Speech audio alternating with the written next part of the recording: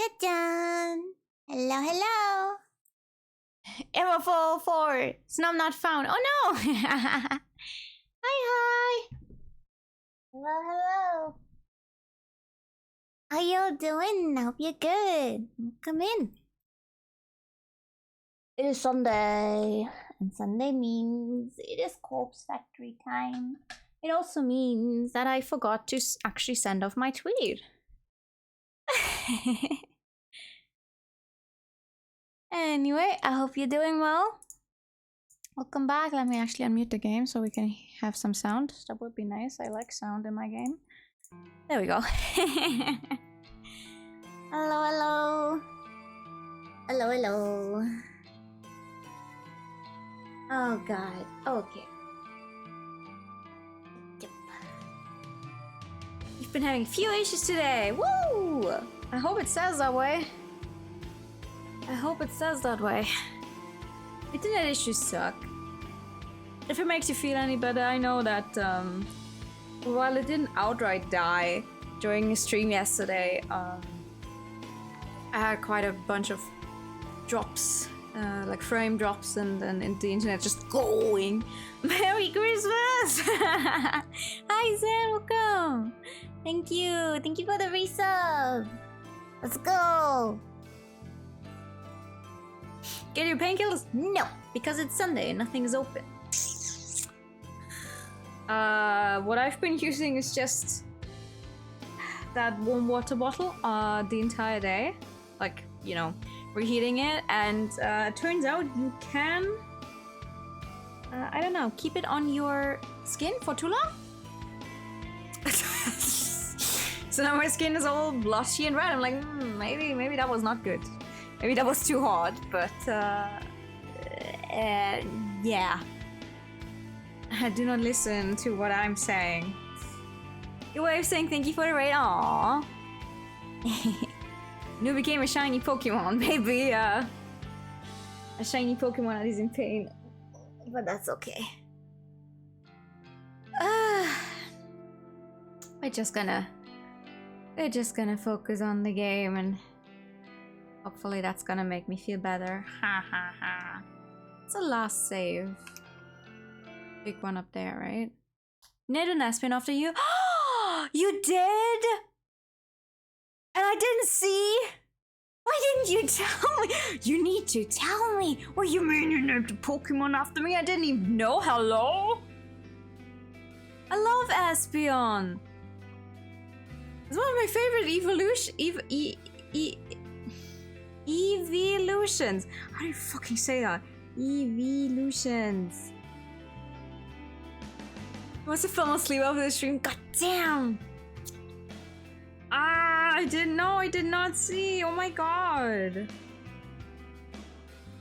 I have to. Yeah, it's one of my favorites. Ever since Pokemon, which one was it? Coliseum, I think, was the one where you had one. That super old 3D one on where you would run around. I think you had an Umbreon and an Aspeon. I think ever since that game, they were one of my favorites ever. I mean, I'm also a big lover of. I mean, I love pretty much every evolution. The big fave of mine. I am the person they make all of those for. Like, yep, let's make this another cute one that we can put a bunch of merch out for, and people are gonna buy it, and then that's me. I'm the one who wants all the merch. Sylveon, because of the aesthetics, it was already taken. That's fair. Sylveon is also cute. Sylveon is also very cute. Believe it, I love them all. I love them all a lot. Lacey and Levian are both great. YouTubes for second. No, actually, Aspeon and Umbreon are my favorites. They make for a good combination. I've yet to, you know, I've managed. I haven't gotten very far in Violet, but I've managed to catch 2 Eevees already. So I'm gonna get all of the evolutions somehow. I have to continue the game. I just really love Pokemon Coliseum. Yeah, it was one of my first experiences with Pokemon. Like, not actually me playing myself, but watching people play, but it still was one of my first, like, experiences. So it stayed with me. You're only missing Flareon, damn. I mean, I know you can catch the actual evolutions out there. I don't know. I want to, like, try and finish the game first, story-wise. I've not gotten very far at all. Wanted to play early, and then I ended up doing everything except for playing it.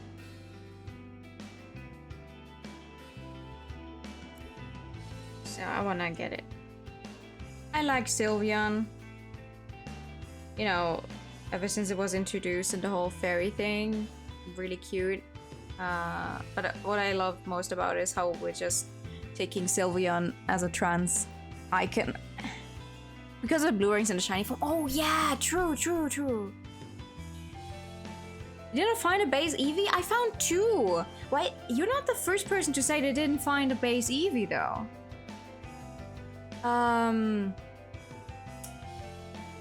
If you wait, what's the city called? If you go to the left side from the school to the left, and then at first like city where you have the gym for the bug gym, right after leaving the city. It's not a city, right? It's just a small street.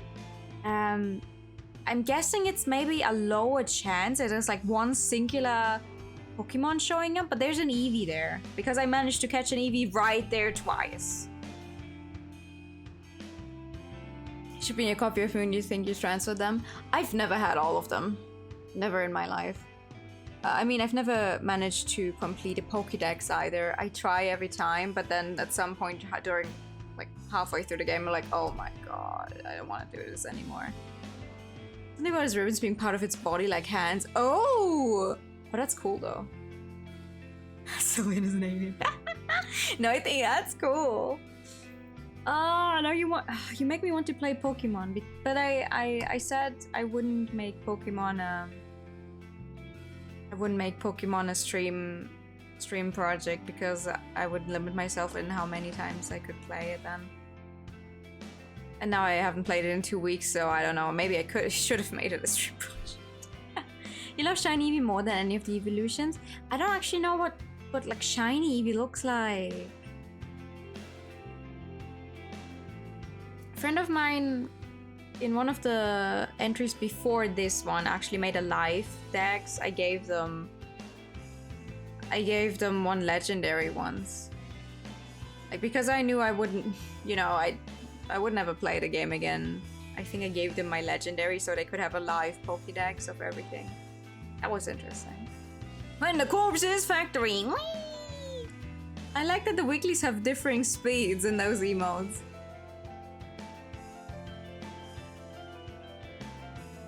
I think in one of the Touhoumons I might have managed to complete a dex, but... Wait, what's the shiny Eevee look like? What color is that? Oh, okay. Cute. I know, hi chat, hi! Good afternoon. Wow. Okay. The Persona 5 streams not being in the evening or have fucked me over. I said good afternoon instead of saying good evening. This is wrong. Good evening.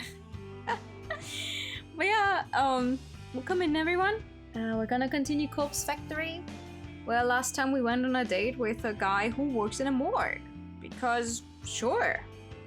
Why not? Actually, that does remind me, there was an Otome game where you could also date a guy who works in a morgue. Loved him a lot. He had a fascinating story. His backstory is actually that his sister went missing.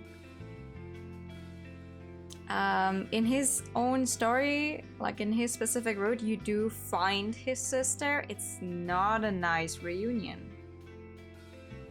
I cried when I read that one. So I'm on the fence when it comes to dating people who work in morgues in video games. 13 dexes, wow. Jesus Christ. Maybe I will play Pokemon after stream. Maybe I will do that. Maybe that's what I do before I go to sleep. That's a good idea. Oh, sorry about that. Anyway, the weekend is here. No, it's almost gone, but okay. The weekend is here, and despite my desire to stay inside my apartment with the doors locked and the windows closed, I find myself at the mall shopping for a new phone charger. Ah, right. We received... No. We still are not sure who submitted our picture to our own website. So someone wants us dead, but we're not sure who, so that's fun. If you date someone who works in a morgue, you're dating the entire world. I have Violet, yes, I have Violet. I didn't really care for the exclusives. Like, I don't feel any stronger about either one. But I like the legendary design for Violet a little more.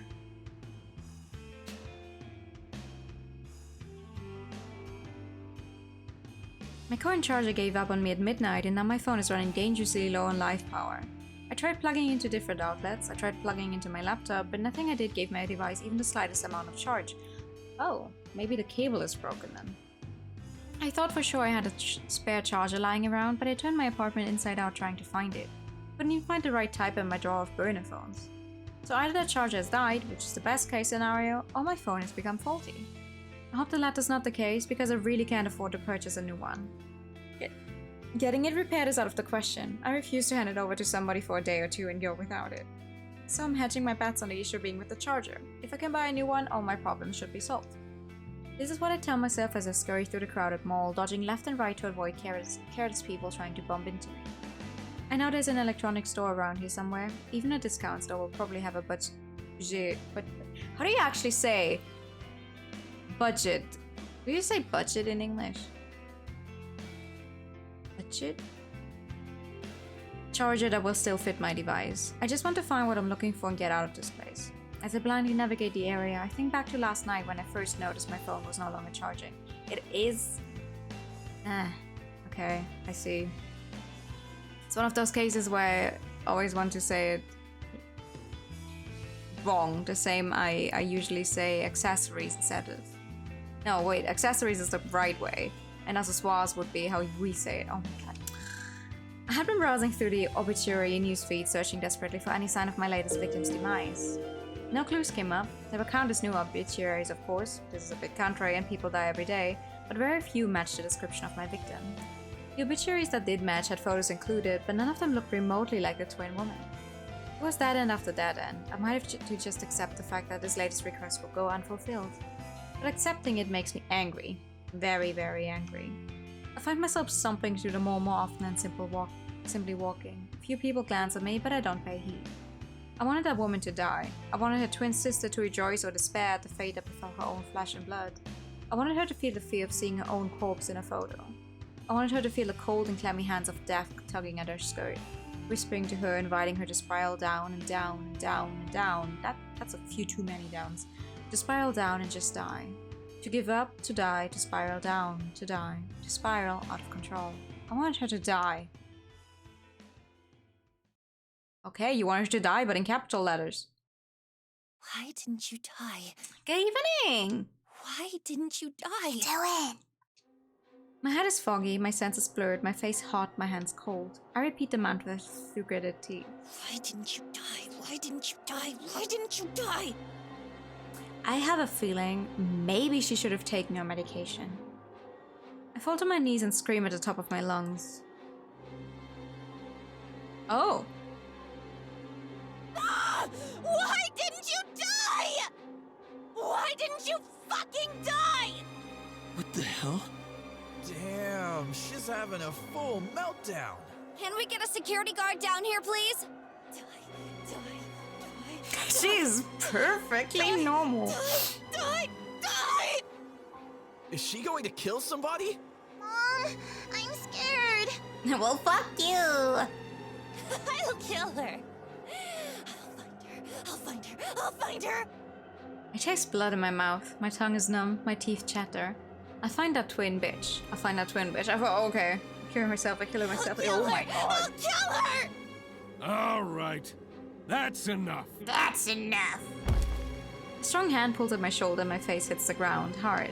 My arms are restrained behind my back and all I can see in my blurry vision is a checkered tile floor of the mall. You're coming with me. My limp form is tucked backward and my head lolls to the side. I shut my eyes and let the blackness envelop me. Having a normal one today. A stinging cold ice pack bites against my cheek and rudely awakens me from my stupor. I don't know where I am. I don't remember why I'm here. That's a pretty modern looking security booth thing. But the sudden chill spreading across my face is nice, almost soothing. I realize that somebody, a tall man, is holding the ice pack to my cheek and he motions for me to take hold of it myself. I reach a sluggish hand to grab the ice pack and continue to press it against my skin. Getting into streams of the mist like half the game is always so funny. Well, I mean, what you missed so far is just last time we found out that apparently she has a bunch of medication she's supposed to take, but she doesn't like taking it. She just like me for real. So it would explain why sometimes her reactions are a little more out there. We don't know what exactly she's taking them for, though. The man walks around the chair I'm seated in and stands behind a simple wooden desk to face me. You can imagine my surprise when I recognized you. Hey! I forgot your name! That's our neighbor! It's slightly abnormal we can mad someone doesn't know one today. Huh? I can say I have never had a like breakdown in a mall where I would scream, I'm going to kill someone, though. All power to her, but... Opening my mouth in an attempt to talk causes a dull ache in my jaw. I apologize for treating you so roughly. The only reason I haven't called for the police is because I want to give you the opportunity to calm down and explain yourself. Oh, you know. This guy, I know him, but from where? Oh, of course! It took me some time because I'm not used to seeing the security uniform. This is Kenji Ogawa, the very same guy who lives in my apartment building. The nice guy who greets me in the stairwell. The nice guy whose Wi-Fi I'm leeching because I lied to him that I don't have my own.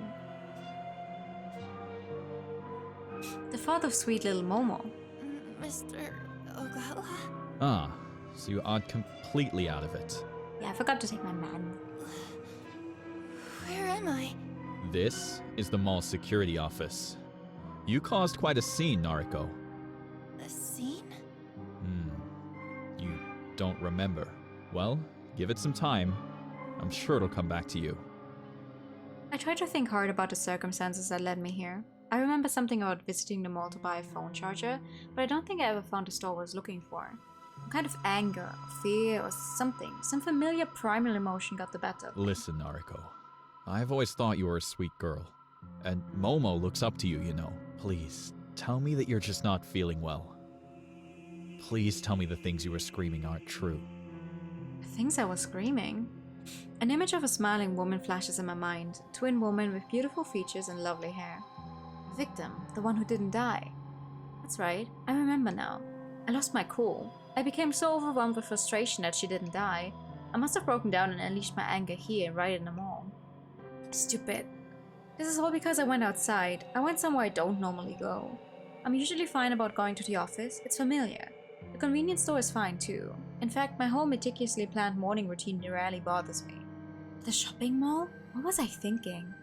I haven't been keeping up with my medication. Even if I was on top of it, going somewhere out of my comfort zone is always a risk. I need to start regulating my intake. Taking a pill or two every other day or when I feel like it isn't going to help me. Skipping days at a time and just popping a few in my mouth when I need to leave the house isn't what I'm supposed to be doing. I need to follow the guidelines.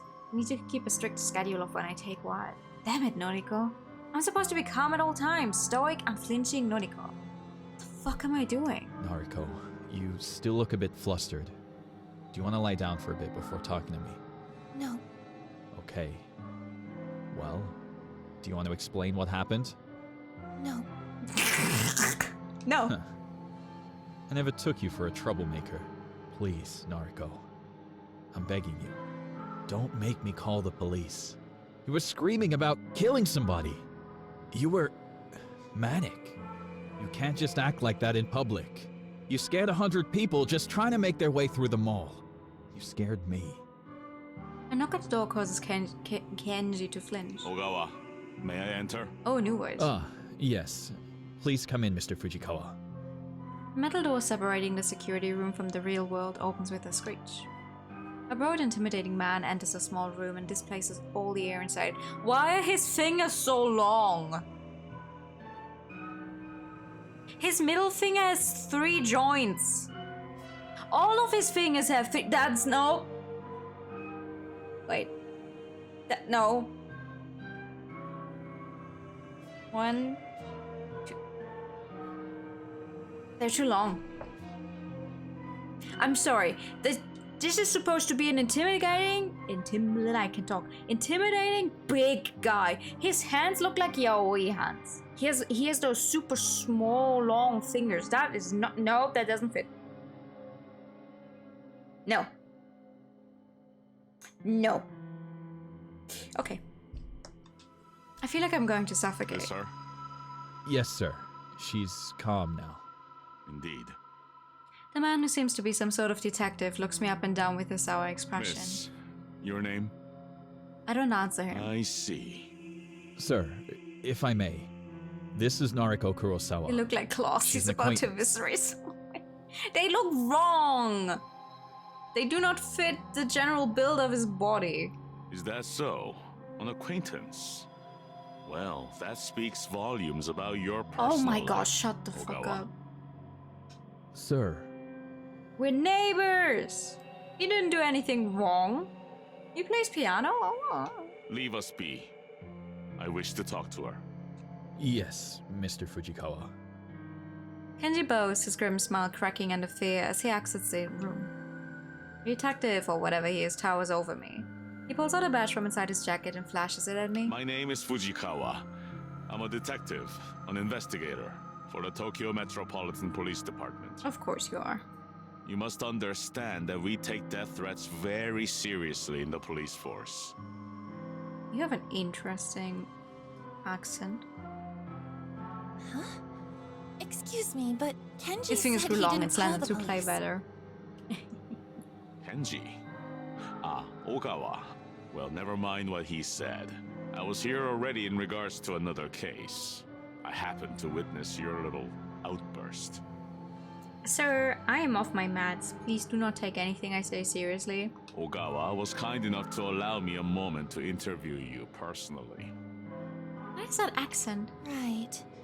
So, what do you want to talk about? Listen, if I were in your shoes, I'd drop the sardonic act. I have reasonable grounds to arrest you here and now. His voice drips with pure venom. This guy isn't joking around. I squirm a little in my seat and remove the cold ice pack from my face. Now, Miss Kurosawa, would you please explain to me who you are threatening to kill? What's he gonna do if we say ourselves? A wave of dread washes over me as the reality of my current situation starts to sink in. If I don't fly straight and narrow here, I might be in for a world of trouble. I apologize for my actions. I wasn't feeling like myself earlier. I regrettably skipped my medication recently. Oh, she does use that. The medication excuse. I'll play along. Were you hallucinating then? No, sir. Not exactly.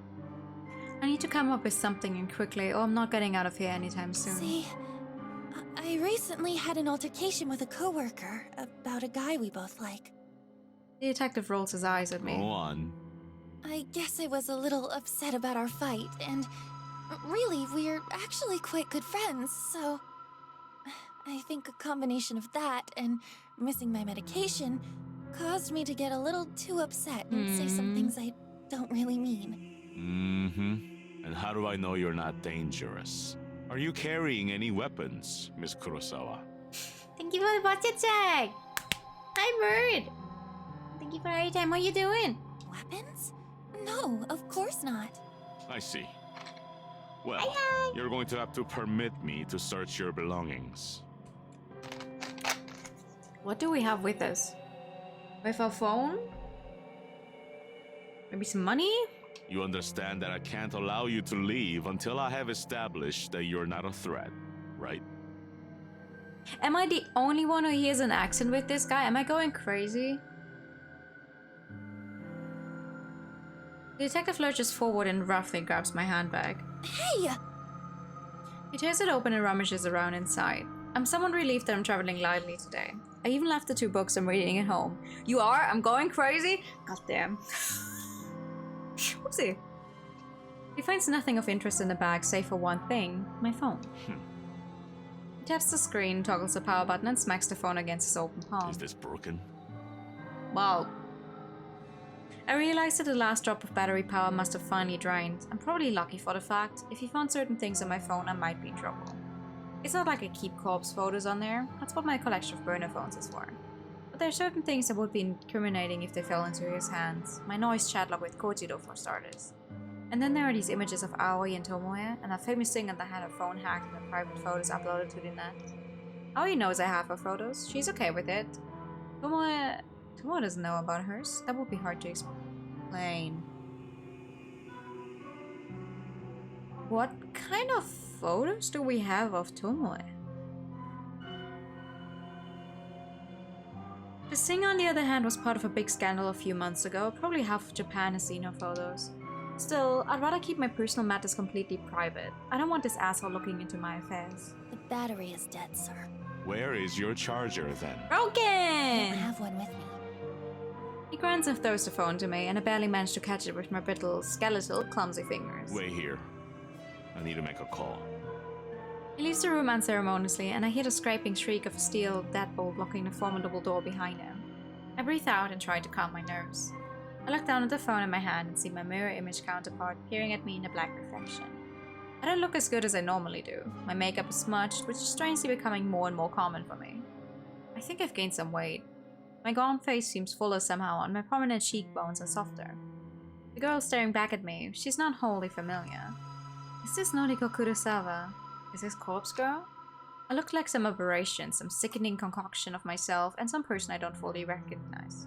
I don't understand how I could have gained weight. I've been eating less. Maybe the canned coffee I consume religiously contains more calories than I realize. I'll need to cut down immediately. A sour taste rolls around on my tongue and I swallow it reluctantly. I feel ill at the sight of myself. The steel door swings open and Fujikawa stomps in like an angry toddler. Well, the precinct claims you don't have a prior record, Miss Kurosawa. Your title scares me. I mean, I thought it was fitting. That's good news for you, I'm sure. But it's a fucking pain in the ass for me. Oh, I'm sorry. I flinch at his apparent anger and recoil slightly in my You're free chair. to go. However, I'll remember you. Another incident like this, and I'll have you in for a psychological assessment faster than you can blink. I mean, that would be easier than getting a fucking therapist to do it. Probably. I can do nothing but nod as a wave of relief washes over me. Get your things and get out of Fujikawa here. will remember that. Oh, for the love of God, go eat something. Might as well order fuel while Look you're like there. a I mean, yeah, starving it's a factory. You think maybe they can get like a few orders in? Yeah. Maybe a group order. Anyone else want something? I'll call. Fujikawa spins on his heel with force and once again leaves me sitting alone. I take a minute to collect my thoughts before picking up my belongings and shoving them into my handbag. As I leave the security office, I spot Kenji standing outside the door. He bows his head meekly. Take care, Noriko. You take an arm, please? You good? Okay. Love your name, by the way. Yeah. Bonnie. He doesn't lift his hat as I walk away. I'm sorry, Kenji. Can I still get your Wi-Fi? Send off Kansai. Wait, what? Can I read anything of the other stuff? Made in... What does it say? Made in Tokyo. Okay, it says made in Tokyo. I can't read the other one because the other one is in katakana and my katakana knowledge fucking sucks.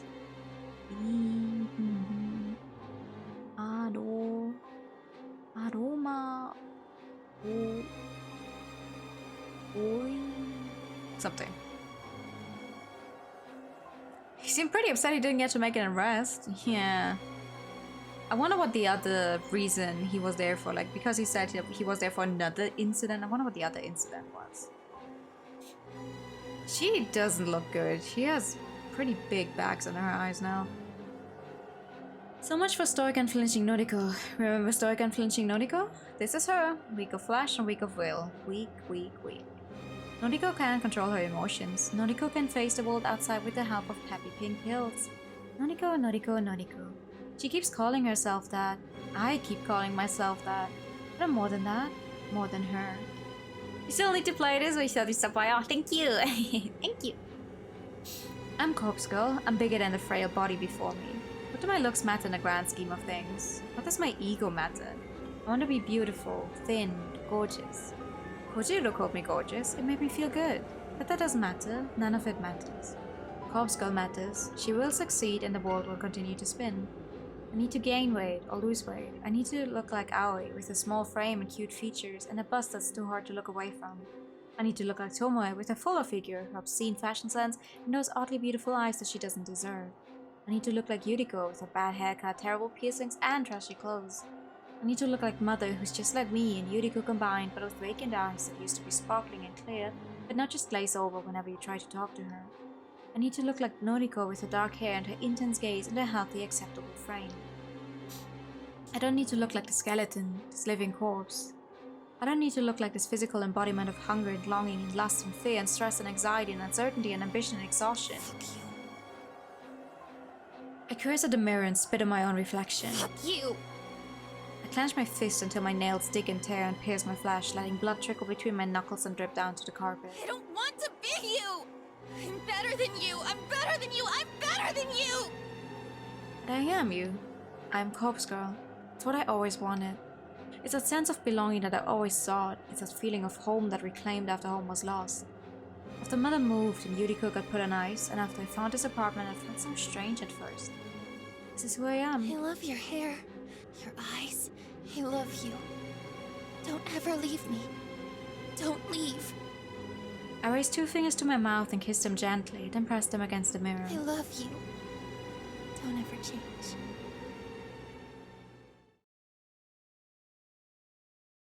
Hello, 911. We need some psychological help here. Am I absolutely light? I woke up this morning feeling really refreshed. I was worried that my temporary incarceration at the mall would continue to stress me out today. Thankfully, my fears were unfounded. I spent the early morning cleaning up my room. I had to use some elbow grease to get a few specks of blood out of the carpet and to clean a bit of lipstick off my mirror. I even took my medication with a tall glass of water, and I didn't skip the pills I don't like this time. It will be some time before I feel stable, maybe even a few weeks, but the fact that I'm already taking steps forward has done wonders for my mood. Today's a day to stay inside and work on me. I can't have another incident like yesterday. I can't break down in public and put myself at risk. I can't break down at home again and feed on my insecurities and anxieties. I need to be strong, for Corpse Girl. For me. With my room now clean, I decide to spend a little time tidying the rest of my apartment. As I work, I make myself a new mental checklist of commitments. Noriko's promise list, if you will. Commitment number 1, I'm not going to lose my shit if a victim doesn't meet their demise. Just because a twin woman didn't kill herself doesn't mean I'm a failure. I had 3 successes before her, and I have more successes again.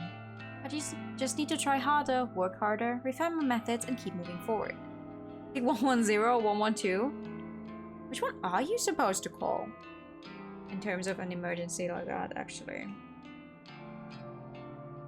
I think 112... like the fire department? I'm not at a dead end yet. I have a trick up my sleeve after all. Kojiro's connection to the morgue may very well be the ace I need to win. Commitment number 2, I'm going to improve myself. I won't say that I'll fix myself. I'm not broken. Not yet. I'm going to improve. I'll keep up with my medication. I'll keep up with my social life. That means keeping in touch with the few friends I have, Aoi, Shinya, and even Tomoe. I'm going to eat it a little more. Not much more, because I want to stay slim, but enough to give me more energy, more motivation. I don't want to be weak anymore. Commitment number 3, the last one. I'm going to get over Aoi. I love her. I've loved her since high school. In those days, she always stood by me. My insecurities and anxieties never pushed her away. She knew what I was going through, what I still go through, and she could relate to me. She has her own compulsions and anxiety to deal with, so I can't lean on her like I used to. Instead, it's my turn to help her out. But I will move on from obsessing over her. She isn't ready for a relationship, and she explained all of the reasons why when she rejected me so long ago. Clinging to the hope that one day we'll be together isn't good for my current state. I need to be moving on, moving forward. I need to let go. You can call any emergency number in the country, you still get the police station closest to you. Oh, okay. Good to know. She is and always will be my dearest friend. I always love her, but I will let her remain as simply my friend, and I will find someone else to call a lover. This last commitment really makes me feel like a weight has been lifted off my chest.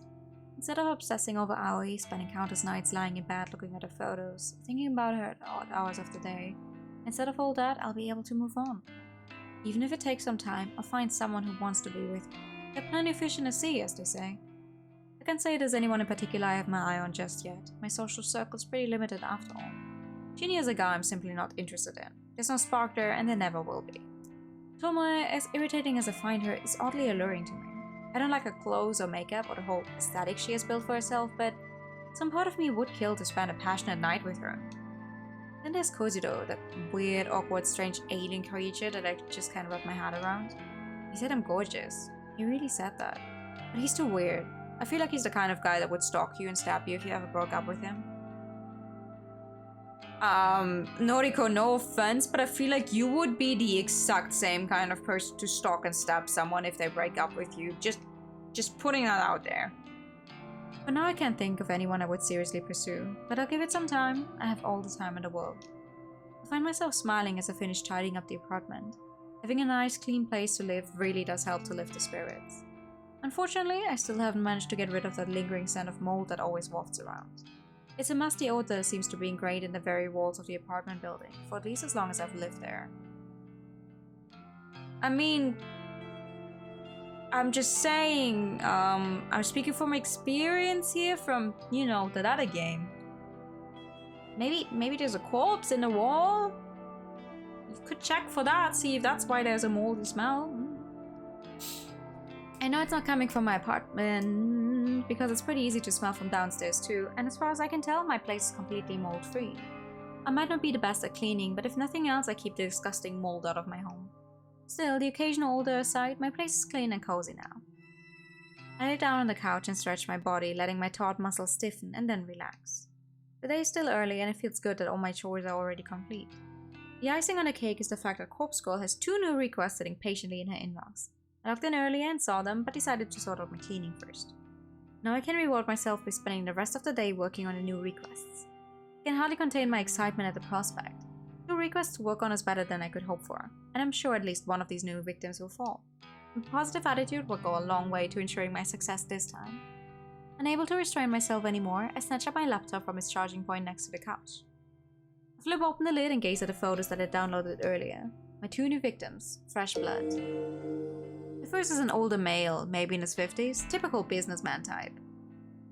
He might as well be a clone of every other nondescript man you see in the subway or the supermarket on TV. If I had to guess, I'd take a leap and say his miserable wife wants him out of the picture. Maybe she's unhappy with her finances, or she's having an affair, or she's just tired of his clone face and his clone personality. Regardless, someone wants this unremarkable man removed from the face of this unremarkable world. It's One Punch Man! Oh no! The second victim is much more interesting. 2 things strike me as noteworthy about this photo. Firstly, the cleavage, of course. Yeah. Secondly, the image is a photograph of a photograph. Somebody snapped a picture of an actual physical photo and uploaded it to the site. The photograph is in good condition, as though its owner values it above all else. A signature is scribbled across it in white ink.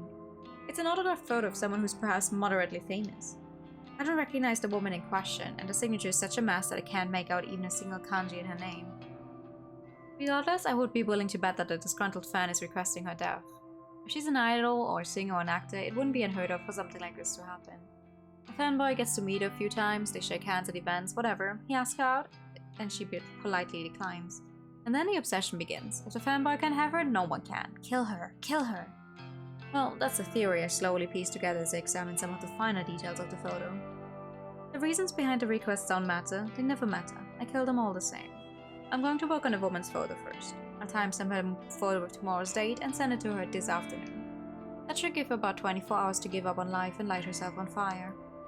Maybe I'll do the same with the businessman. I'll give him a time set 24 hours from now when I send the photo. It will be kind of fun to schedule 2 deaths to occur around the same time. It will make tomorrow a very exciting day. With my goal set, I load up the database of the deceased and get to work.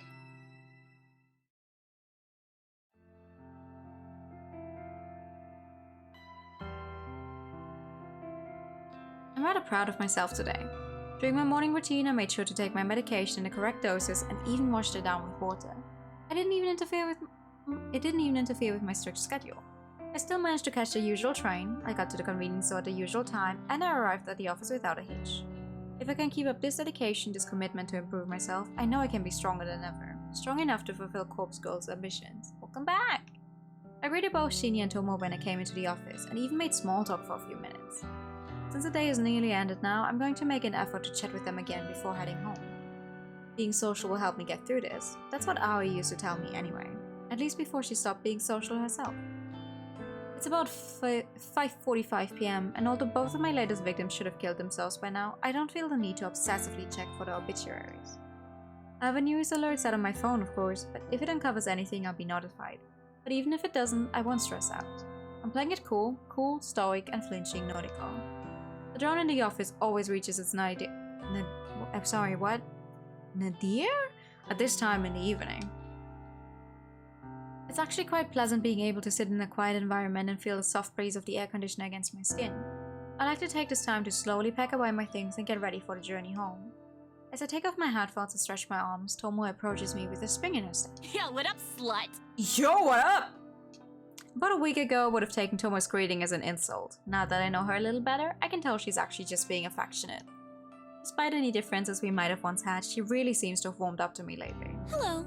How did your day go? Oh, yo, what up, slut? Hello. You know, same old. What about you? It went well, thanks. Good to hear. You know, Shinya and I are supposed to go out tonight, but... What's wrong? Hasn't he seemed, like... Oh, yeah, kinda right. off today? He can barely look me in the eye. Really? I spoke to him this morning. He seemed okay. Nay, dear, the lowest point. Ah! You don't reckon he's seen another woman, do ya? You really think he would do that? Like, 2 people at once? Huh? Another woman? Some fragment of a memory, some glimpse of a murky recollection flutters around the corners of my mind just out of reach. Shinya and another woman. Something is on the tip of my tongue, but I can't quite formulate my thoughts. Shinya isn't the type to cheat, though, so... I don't know. I don't think he's cheating on you. He has some kind of trouble brewing, though. The opposite of this. Oh, I see. Cheating. No, Shinya wouldn't do that. He was so nervous when he spoke to me about being pressured into sex. Oh, that's it. The memory that was fitting around the edges of my consciousness has come into the light. Shinya spoke to me, hypothetically, about being pressured into sex. He said Tomoe wasn't the one pressuring him, so who was he talking about? Is this something I should talk to Tomoe about? If Shinya really is having a hard time and acting differently around Tomoe, then their relationship could really be in trouble. But is it even my place to say anything? Shinya spoke to me in confidence. He's my friend. But Tomoe is my friend too, and she seems genuinely worried about him. I take a deep breath. This is just office drama like usual. Noriko would normally just reject it all and ignore these people. She wouldn't give it a second thought. But that's unhealthy, anxious, scared, weak Noriko. I don't want to be that girl anymore. I can be more than that. I'm improving day by day. And part of that improvement involves being more social. It's good for me, right? Shinya and Tomoe are my friends. People want their friends to be happy. That's normal. That's normal. That's normal, right? I think so, therefore I want them to be happy. Together. I swallow hard and speak my mind. Tomoe, I think that Shinya may be involved with another woman. That's not a good idea to breach a subject like that, but... What? Are you serious? Listen though, it's not exactly how it sounds. He came to me a little while ago and asked what to do if someone pressured him into sex. I know that you're not the one he was referring to, so... I think he may be in trouble. I think someone else might be forcing him to do something he doesn't want to do. What the fuck?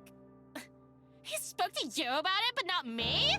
Tomoe, you seemed really depressed about it. I think he wanted to resolve the situation without having to worry you. Yeah, I get what you mean, but who the hell is trying to seduce him? I'm afraid I have no clue about that. Sorry. Okay, that's fine. Thanks for telling me this anyway. Now at least I know something's up with him. I'm gonna speak to him. I'll make him cough up what's what. Are you sure that's the best thing to do? Maybe tell him that he can talk to you about anything before you make him cough that up. Yeah, cause I'll let him know that I'll take care of everything. If some bitch is putting the moves on my Shinya, I'll smack him into the ground. Of course. I don't know why I ever doubted you. Tomoe grins despite the obvious frustration and gives me a thumbs up. Thanks, gang. I'll keep you updated. Okay, good luck. She spins on her heel and leaves me behind. I think I did the right thing. Surely Tomoe will get to the bottom of the situation. I watch as she wanders over to Shinya's desk. They exchange a few words that I can't hear from my position. Tomoe then leaves and Shinya sluggishly lowers his head to rest against his desk. Now that Tomoe has left the office, only a handful of stragglers remain on this floor, myself and Shinya included. I find myself watching Shinya for more than a few minutes. He doesn't seem to notice that my gaze is locked on him. A few more of my coworkers take their leave and an eerie quiet descends over the empty office floor. I remain in my chair staring intently at Shinya's distraught face. We're the only ones still here. He doesn't show any signs of moving. It's kind of unnerving to see him like this. It's not like he's the peppiest or most energetic person I've ever met, but to see him so drained and emotionless makes me feel uncomfortable. I owe it to my newest convictions to go and talk to Shinya. More than that, I owe it to him. I find myself striding towards his desk before my mind even registers that I'm moving. Hey. I'm slightly startled when he immediately looks up at me. The sudden movement is reminiscent of a corpse springing to life in a B-grade zombie film. Oh, Noriko. Hi! Not feeling well? Not really. I'm sorry. I shouldn't be here if I'm unwell. I didn't mean to worry you. Don't sweat it. I'll, take my leave then. If he leaves now, I won't feel like I've done anything to help him. As awkward as it feels to pry into his personal affairs, I need to dig deeper if I'm going to try and help him feel better. But what should I even say? Tell me what's wrong. But actually, let me make a save here first. Just in case. Tell me what's wrong. I don't expect my bland words to get through to him. I don't expect anything really. I'm not used to confronting people about the shit they're facing in their personal lives. I'm usually content to simply sit on the sidelines and watch. Don't need to worry. I'll be okay.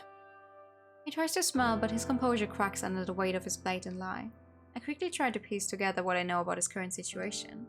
Based on the slivers of information I've been drip-fed, I'm certain that someone has been sexually assaulting him.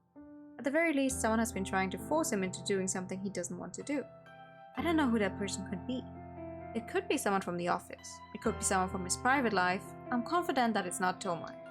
Shinya isn't the type of person to ever stand up for himself, and he's probably not the type of person to speak up when he's feeling down. But his recent composure reveals volumes about how he's truly feeling. Whatever the situation is, it's painfully obvious that Shinya is a victim. Whatever is happening in his life is not his fault, and he's too proud or stoic or embarrassed to seek help, even from his own girlfriend.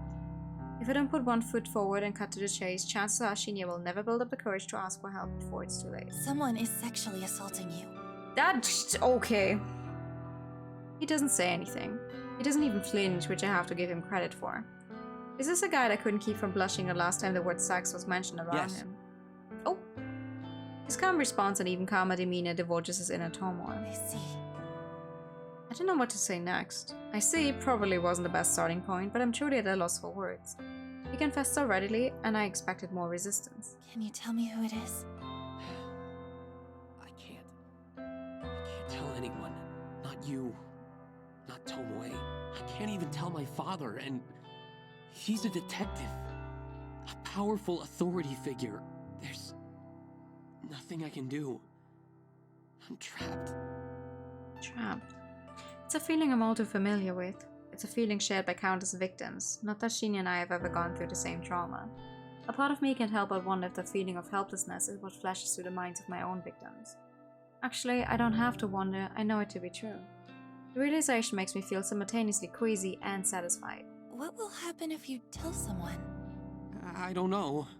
If the truth comes out, I could lose my job. Wait, lose why would you Tomoe. lose your job? His job? Then somebody we work with. Somebody in this very office has been taking advantage of Shinya. Somebody here then. I speak my thoughts aloud and he looks directly at me. How? You're worried you'll lose your job if you come forward. It's obvious. Sorry, I'm not trying to sound rude. If this person found out you came forward, you'd lose your job. Then it's someone in power. A manager, an exec, and that's why you can't tell me. That's right. I nod. I can see the predicament. So, you don't have to say another word to me. Huh? It wouldn't be your fault if I stumbled upon someone assaulting you. It wouldn't be your fault if I was around to witness it. Noriko. A gleam of resolution sparkles from deep within Shinya's cloudy eyes.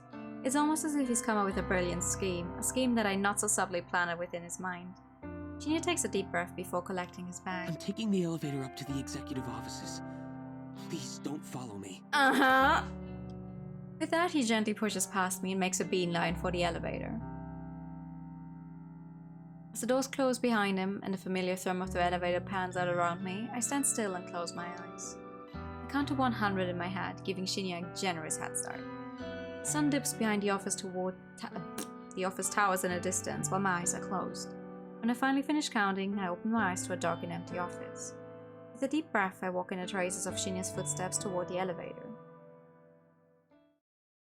Is it gonna be that weird boss who was like, oh, I mean, he's never gonna amount to anything in this job?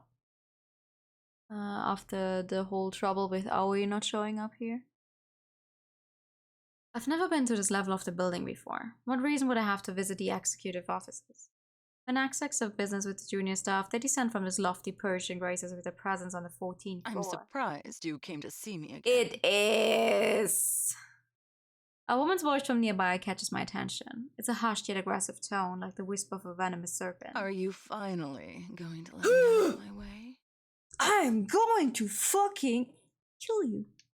I creep out of the elevator, hoping against hope that the ding of the elevator's arrival wasn't noticed by the owner of the unidentified voice. Stop it. That was Shinya's voice. I creep around the corner and catch a glimpse of two bodies at a nearby desk. Oh no, do I get... Oh, it is. It is. Come on now. I'm tired of playing games with you. I mean, it makes sense. Why would they give her... Oops, why would they give her a sprite and everything if she only shows up in like one scene? But ew, lady! You want to please me, don't you? I'm your superior after all.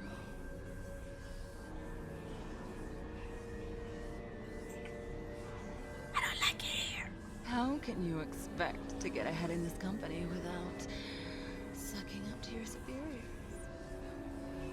Kotome Ida, the executive for Shinya's career in her hands, the very same woman who blamed Shinya for the mishap with hiring Aoi. So the whole situation was more in depth than I originally thought. It was never about Aoi. It was about holding power over Shinya. Miss Ida, please, I just came here to... Shh, I don't want to hear it. Take your shirt off. I swallow hard. I knew that Shinya was in trouble, but I didn't expect things to escalate this quickly. I don't have time to think rationally. I stride forward rather loudly and purposefully bump into a desk, sending a potted plant tumbling to the carpeted floor with the door full. The music! Kotomi's next pivots at full speed and she turns to face me. Her eyes narrow into hateful slits as she withdraws from Shinya. Within seconds, Kotomi has abandoned Shinya and drawn close to me. Kurosawa, what in hell's name do you think you're doing here? Nothing. This level is for executives only. I should have you thrown out of here by security. Fujikawa isn't an executive either, Miss Ida. And he looks quite at home here. Shinya stands in the background, shyly tidying his shirt. Kotomi's eyes somehow narrow even further, to the point where I'm certain she can't possibly see anything. Fujikawa's business here is none of your concern, Kurosawa. Is it? Leave.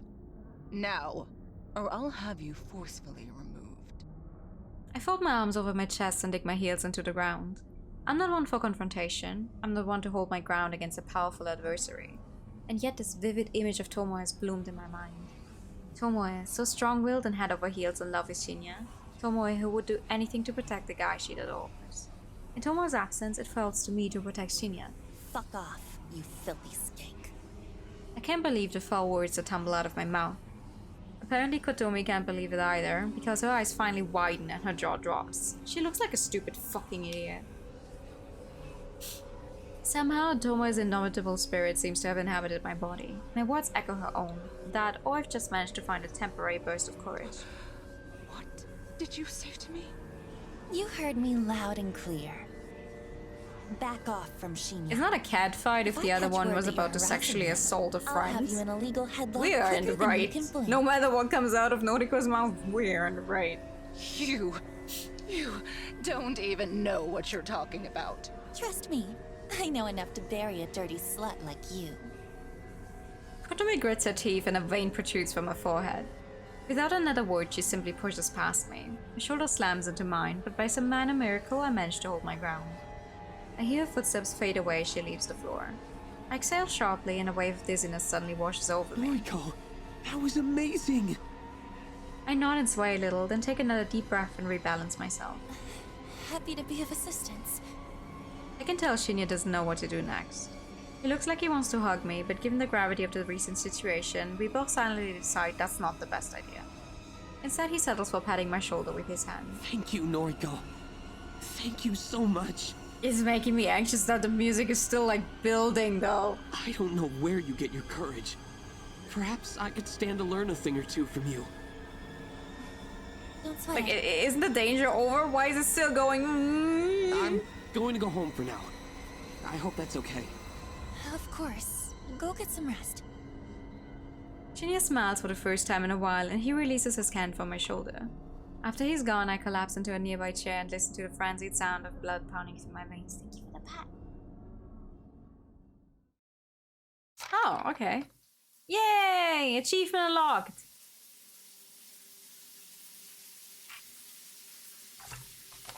For helping you. Steam and suds fill my vision as a pleasant torrent of hot water sprays across my body. The tiles on the shower wall are polished to a pearly sheen, so much so that I can see my own hulking and beautifully ugly reflection in them. You have a mirror in the shower? Is that a Japanese thing? The shadow in the reflection has dark matted hair and her eyes. I don't know if she can see me like I can see her. I wipe my hair from my eyes and stare into space, trying to shake the abstract thoughts from my mind. It isn't until my phone springs to life from the bathroom countertop that my thoughts return to the present. I startle at the noise. I peer through the shower's glass door, but it's impossible to make out the name flashing on the phone screen thanks to the steam that has fogged up the glass. Aoi is the only person who regularly calls me, so it could be her ringing. Exists in some places in the West too, just uncommon here. I have never seen a bathroom, like a shower, where you would have the mirror in the shower. Someone to have a mirror in the shower? Really? Never seen that. Oh, it could be a spam caller trying to sell me something I really don't need, but I may just cave in and buy it anyway because it's a nice feeling that someone thought to call me. I open the shower door and tiptoe out, my wet and dripping body causing pools of water to form on the bathroom floor. A deft hand snatches up my phone and I clutch it to my chest as I retreat back into the shower. When did she even get to charge her phone? She never ended up buying a new charger? What? Game! The water never stopped running and it greets me with a welcome warmth as I bask in it once more. Also, is your phone water resistant? My phone is a fairly new model, so it's conveniently waterproof. I take advantage of this feature on occasion. It's nice to be able to submerge myself in water and browse the web to truly escape my own thoughts. Heavy droplets smack against the phone and dribble down, but my eyes ignore them as I scan the screen. The incoming call is a voice chat request from noise user Koji Koji. Kojiro is calling me. I answer the call. Noriko? Hey. It's missing the sound of the water in... Hi. Good time? No! You're back? What did I miss? We helped Shinya out. Sure. Mad. Mad. Let me tell you something. Mad. I saw a post on... This call has static. No. No, she's just showering. That's the sound you hear. Sorry, it's just the shower running. Oh, in the shower? Mad. Yeah? Without me. Huh. Okay. Okay. Well, sorry. Awkward now. Really, it's fine. What did you want to tell me? Okay. Saw a new post on Noise Chan today. Posted this afternoon. Might interest you. I'm more fascinated by the fact that she can understand a single thing he's saying with the water running. The message board Noise Channel is often affectionately referred to as Noise Chan by certain frequent users. I'm not really surprised that Kojiro is the type to call it that. What was the post about?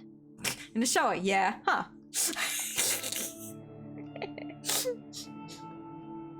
Well, someone wrote this. I quote, "Hey, so today I got a strange gore photo from a number I don't have in my contacts."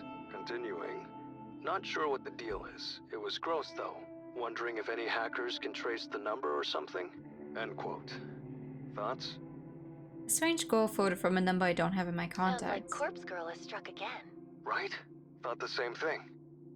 I wonder who wrote the post. Kojiro mentioned the post was written today, and the original poster wrote that they received the photo today. That means it can only be one of two people, either of my latest victims. The carbon copy businessman or the attractive, semi-famous singer, idol, actor, whatever woman. So, who wrote this post anyway? Don't know. Anonymous. Of course, was a stupid question. No one would attach their name to such a strange Was post. hoping you could tell me. How would I know? Well, you're Corpse Girl, right? Ayo! Uh, This again? Kojiro just doesn't let it slide. Why does he suspect me now? What did I do this time? It's okay. We can discuss later. Oh yeah, the original post has a reply. it does? I'll read it too. Quote, "You got this too? Was the gore photo a picture of yourself?" No, both of them? Worried. Received a similar pic from the same number. Continuing, thinking about contacting Oh. memories. Not sure if I'm overreacting. Oh, they're both Fortune. Excuse me. End It's not quote. Fortune. They're both Noise Chan users?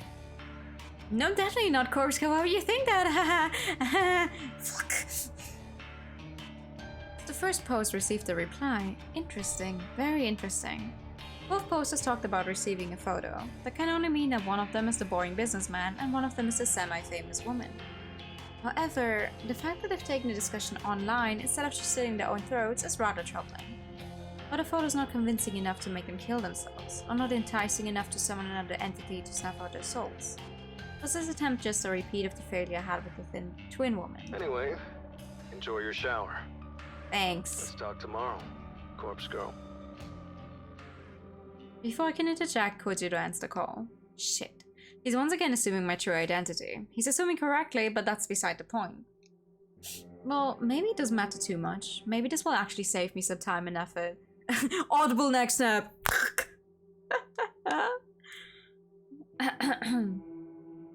If he already knows I'm Corpse Girl, it should be easy to strike a deal with him in exchange for access to a fresh supply of cadavers. That is, if I decide to walk the path and take this game to the next level. Thinking it through, I may very well have to go ahead and do that. My last 3 victims have not ended their lives as I planned. My success rate is very, very low. It's a depressing fact, and one that the old Noriko would probably have thrown a tantrum over, but not me. Not new and improved Noriko. Thank you for the posture check!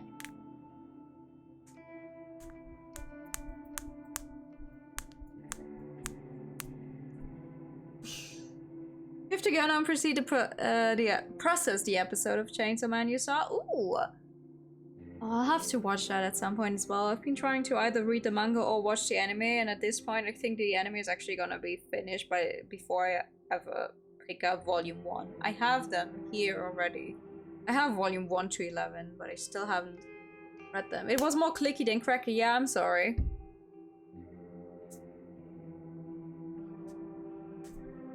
I'm not getting a good crack out there right now. Only gets better with every episode, I'm glad to hear that. I turn off the running water and step out of the shower. A shiver scuttles down my spine like a spider as the cold damp air clings to my naked form. Throwing my phone onto the bathroom counter, I reach for a towel and wrap it around my corpulent, emaciated body. A thick flap on my skeletal arms jiggles as I dry myself off. When I'm satisfied that my flashing cadaverous body is completely dry, I grab a second towel and wrap it around my hair. Man...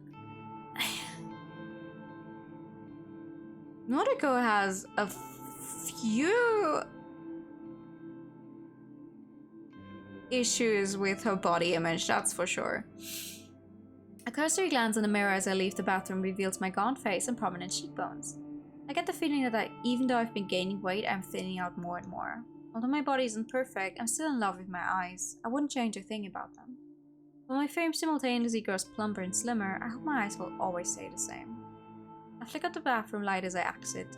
Entering my bedroom, I sit down on the bed with a towel around my body and another one around my head. My laptop is lying open on the sheets, so I pull it towards me. A few clever keywords in the search engine quickly leads me to the post and noise channel that Kojiro just informed me about. Sure enough, he was telling the truth. The original poster submitted this just today, and the follow-up reply was submitted shortly after. I skimmed through the text to see if there are any clues about either poster's identity. However, nothing really stands out. I retain my assumptions that my two latest victims created these posts. I spend a little time applying various moisturizing creams to my skin before getting dressed in my bedwear. I'm feeling pretty relaxed by the time I finish. Perhaps I'll spend the rest of the evening reading a book in bed. Or I could try and plan out my next move with Kojiro. Should I come forward, claim my identity, and request access to this morgue? It's a big step. It seems to be the time for me to make a bold move. I can't keep working on requests that are doomed to fail. I need to start succeeding. For me, for Corpse Girl. I pull my laptop to me once more and begin to brainstorm my plans.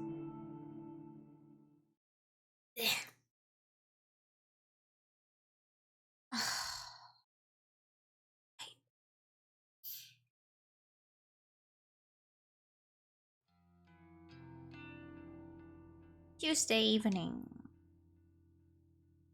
He should be here by now. I was pretty clear about meeting at 5:30 p.m.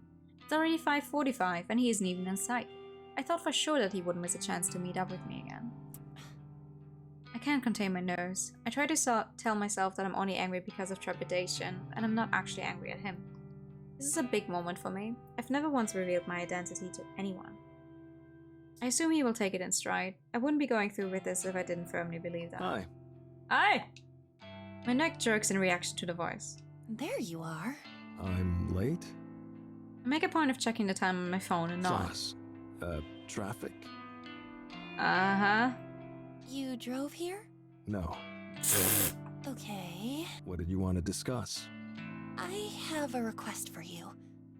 And a confession. Kojiro's eyes widen, he looks me up and down. Knew it. I blink and look down at the ground.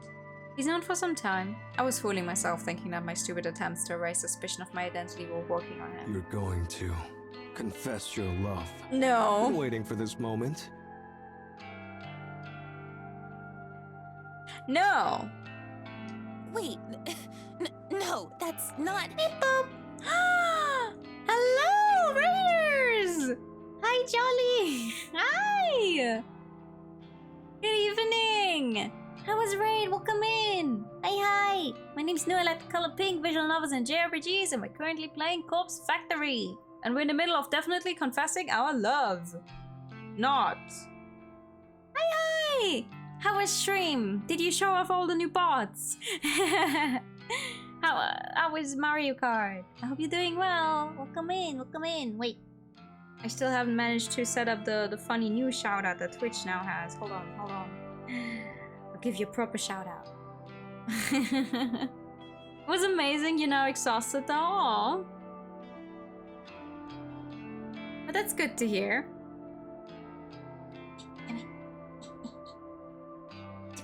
There we go, proper shout out.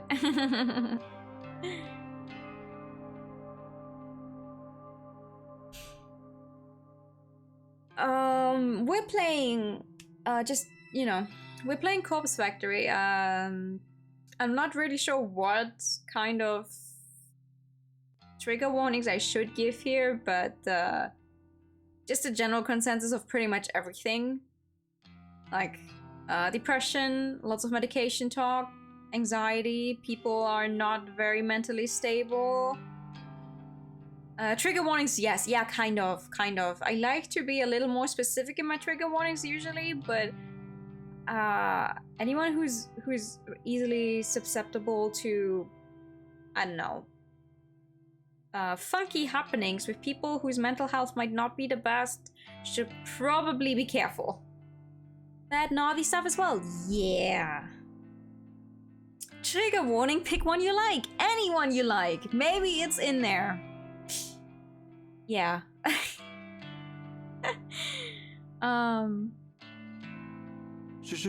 No more words. I accept your heart. But yeah, right now we're trying to confess to this guy that we are someone behind a website where you can submit people you would like to see dead.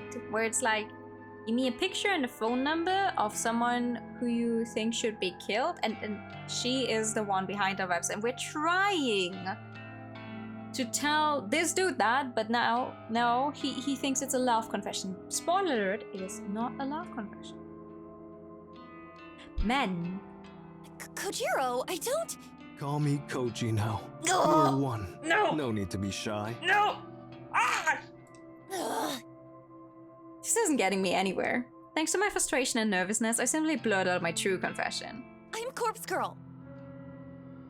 Kojiro doesn't react. Well, he cocks his head a few degrees to the side, slowly and surely. If you can even call that a reaction to my sudden outburst. Yes? Okay. So, a kiss to commemorate our love? Are you fucking stupid? Did you even hear what I just said? Of course. I'm Corpse Girl! I'm the one behind the corpse photos, and the deaths, and... Yes, the answer is yes.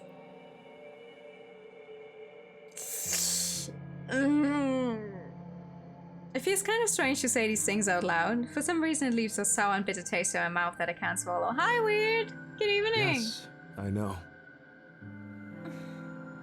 Knew it since our first noise chat. Well, yeah. Our first noise chat? Noriko, you didn't really hide it that well. Remember? You messaged me late at night.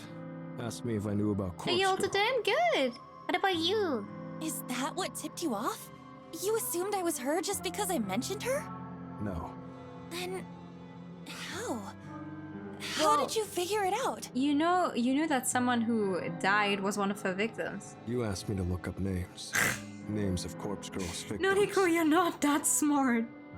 Oh, yeah. I did, huh? That was stupid of me. How did you know I was the one behind it? Well, you're the only one who can know who the victims are. I suppose that gave it away. No. No? Other people could have known those names. Oh? What gave it away then? Then... come on. Throw me a bone here. How'd you find out? You said you requested Eiichi Hanada's death. Eiichi Hanada, the guy who died in a traffic accident. I remembered that I lied to Kojiro about being the one to request his death. It was the only way I could escape his suspicions at the time. If I remember correctly, it threw him off my trail for a while. It clearly didn't. He believed I was the one who requested the death, so that explained how I knew he was one of Corpse Girl's victims. But what if what Kojiro's telling me now is true, then my lie actually had the opposite effect. How did it make him figure out my identity? I don't understand. I confessed to requesting Eiichi Hanada's death. So what? That was a lie. Well, yeah. Even so, I still don't understand. You're not making any sense. Kojiro's shoulders drop. He stares at me intently. You lied about requesting Eiichi Hanada's death. As we have established, I lied to you, yes. That lie proved to me that you're a Corpse Girl. Are we playing reverse psychology here? What's your point? Yes, but how? Tell me! Ooh! Ooh! I was the one who requested Eiichi Hanada's death. Ayo!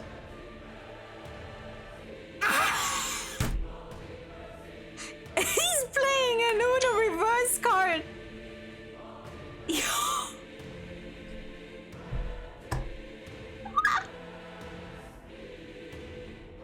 Kojiro's deadpan countenance makes his claim believable beyond all doubt. I feel the blood drain from my I face. submitted his photo to Corpse Girl's website. Oh, I did not. No, I did not see that one coming. He's an absolute child. He is. He is. Wow. Imagine my surprise when you claimed that you did it. I did not see that one coming. Also, who the fuck? I need to know who's responsible for the soundtrack because that song is absolutely going off. You can't have asked for him to die because I asked for him to die. Dun dun dun. Give it every time. That lie made it clear. You knew his name. You knew he died. You knew he was Corpse Girl's victim. Ergo, you are Corpse Girl. Holy shit. Despite my dazed state, I can't fault his logic. I took credit for something Kojiro did. Of course I would paint me as a liar in his eyes. So, you've known this whole time? Yes. Oh, but he was lying to us, saying he doesn't hate anyone enough to make them die either. And yet, you still met up with me. And not just today, but at the cafe too. Yes. Aren't you scared? No, Nico, the guy works in a morgue. No, that's not the way I'd put it. You should be scared of me. After all, I requested the death. Had motive for murder, even if I didn't carry it out personally. I mean, we didn't kill anyone either, like not directly. We still don't know how it actually works. Imagine what else I'm capable of. We're just very good at Photoshop. I subconsciously take a step back from Kojiro's suddenly looming For form. more discussions. I know you don't kill your victims. You just nudge them, urge them, tempt them with death as an escape from their fear. You're no murderer. What reason have I to fear you? He's right. He's absolutely right. He knows everything about Corpse God's methods, my methods. Kojiro is a dangerous enemy, or a powerful ally, and it's up to me to decide whether he's with me or against me. I recall our conversation at the cafe. He claimed he would support Corpse Girl if she came to him for assistance. He's a fan. He would support her obediently, no questions asked, as long as the price was right. So, all I have to do is make him an offer that he can't refuse. Join me. Mm-hmm. Help me. Help Corpse Girl rid this fucking world of the fetid filth that infests it. It's you to decide it's time to grab a razor and get rid of this man's house.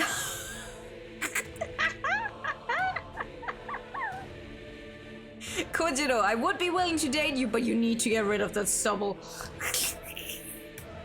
I decide to quote a certain passage from a book that Kojiro himself gave me. A paragraph from Strange Flower that has stuck with me for some time. There's a certain beauty in death, a macabre certainty, an absolute state of finality. Why is the music so epic? Nobel Sinclair. You understand what I'm talking about. You work with cadavers for a living. Hi! Good evening! Welcome in, Raiders! Hello! Hi! I'm new. I like the color pink visual novels and JRPGs. We're currently playing Corpse Factory. Big trigger warning for pretty much everything happening in this game. How was your stream? How was Final Fantasy? What is that? 13. Do you end up in a tense moment? A little? What gave it away? The music? The dead can't hurt you. They can't 13, betray yeah. you. They can't disobey. Your or annual reject stream of Final or Fantasy disapprove. 13? Oh, you play it every year? Wouldn't it be better if we were all beautiful like that? I want to play Final Fantasy 13 sometime in my life. Perhaps. Didn't expect Corpse Girl to be so I want to see vain. if I would be someone who likes it or if I'd be one of the people who don't like it. Is your motivation simply to impart your own ideas of beauty to the world? It's a glorified hallway. Yeah, I've heard that before. People calling Final Fantasy 13 hallway simulator, the maps being uninspired or something, but listen, I get lost in video game worlds. I would be fine with a hallway. That means I just have to go straight. Easy. No, There's more to it. of course. Myself, Noriko, maybe vain, but Corpse Girl isn't burdened by such petty notions. Her ambition is pure. Any plans of playing Dragon Quest? Her ambition is crucial to the survival of the entire The art style is human not really race. for me, I think. Thought Entire I had big human ego. race, okay. You're so self-important. Both you and Corpse Girl. I don't expect you to understand. Not yet. But I've realized that I can't do everything alone. I need your help. I need cadavers. I see. What's in it for me? A kiss? This is the critical point of our negotiation. It could all fall apart here if I don't offer something that Kojiro considers worth the risk. The question is, what does he want? What does he desire? I propose an equal partnership. You'll reap half of the benefits from Corpse Girl's work. This offer is a gamble, and I know that in the back of my mind. However, it was the only feasible solution I could come up with when I planned out this encounter late last night. This tactic relies completely on my assumed understanding of Kojiro's innermost desires. If I'm wrong about him, then this whole thing will blow up in my face. Corpse Girl will create more death than you could ever imagine. Oh. Think of all the fresh corpses you could get your eager little hands on. Kojiro shakes his head, his lips purse in a thin line of disapproval. Sorry. Already got my fill of corpses. God damn it! Morgue's full enough as it is. I narrow my eyes and stand my ground. I can't back down now. I'm so close to unraveling him and his secrets. You've always wanted to mimic Nobel Sinclair. I can see it in your face, in your very soul, whenever you praise his work. You want to emulate his actions and experience his escapades firsthand. You want to dress up corpses, take them out to dinner, perform all manner of bizarre social experiments with the dead. It's your passion. But living vicariously through Nobel Sinclair's books isn't enough for you anymore. And that's where your fascination with me, with Corpse Girl, stems from. As soon as you figured me out, you knew I was your gateway to satisfying your lust for the macabre. You work with cadavers all day, every day, but you can't get them out of the morgue with eyes on you at all times. But I can. I have the perfect plan on how to withdraw all the corpses we could ever need. Half of them for you, and half of them for me. An equal partnership. Mm-hmm.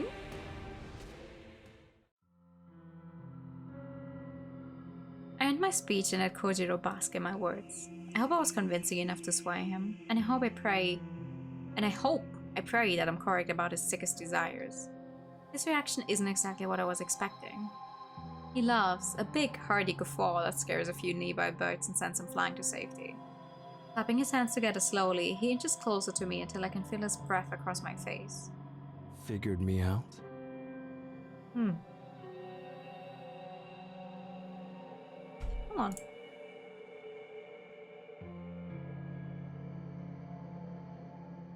Huh, I guess he really doesn't have a last name. His name is just Kojiro.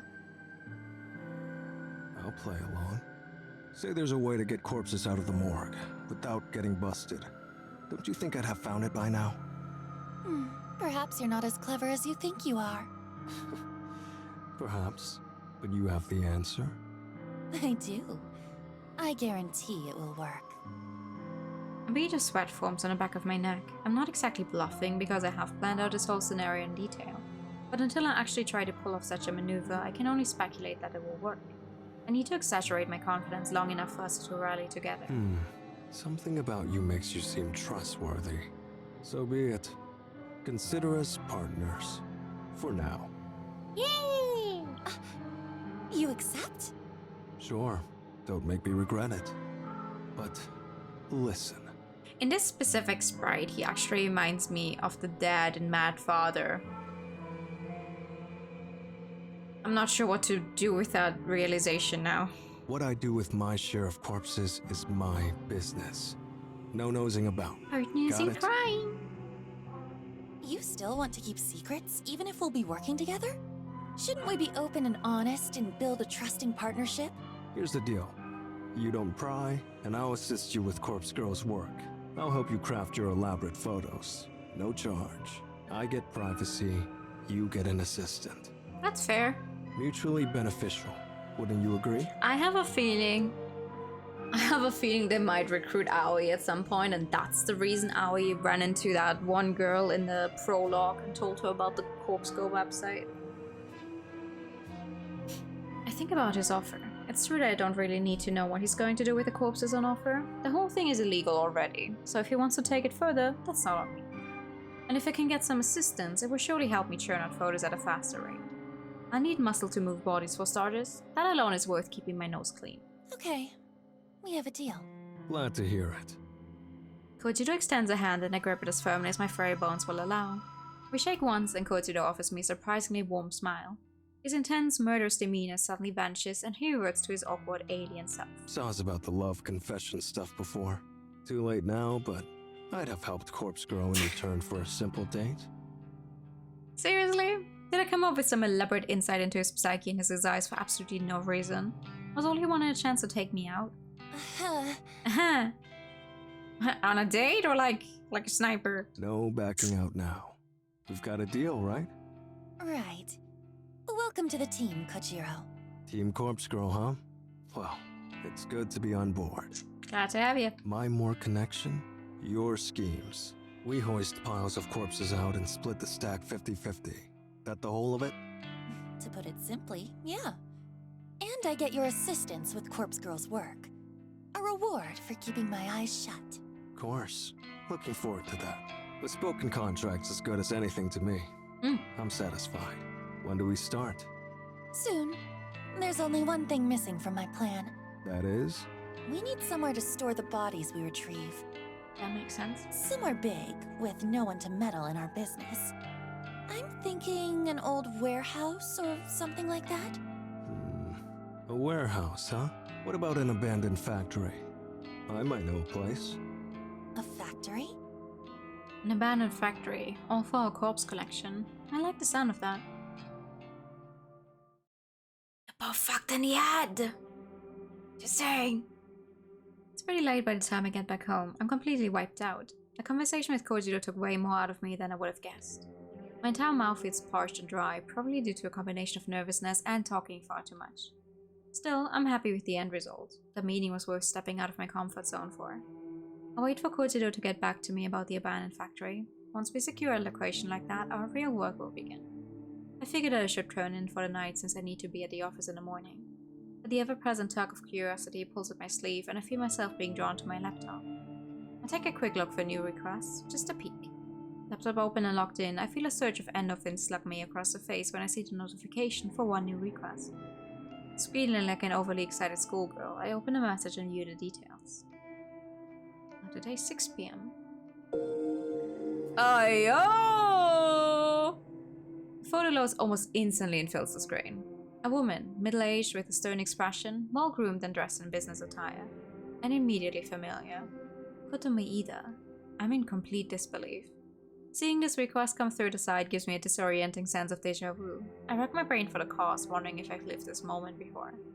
The answer hits me quickly despite my mind's exhaustion. Kotomi Ida isn't the first co-worker of mine to have a death requested.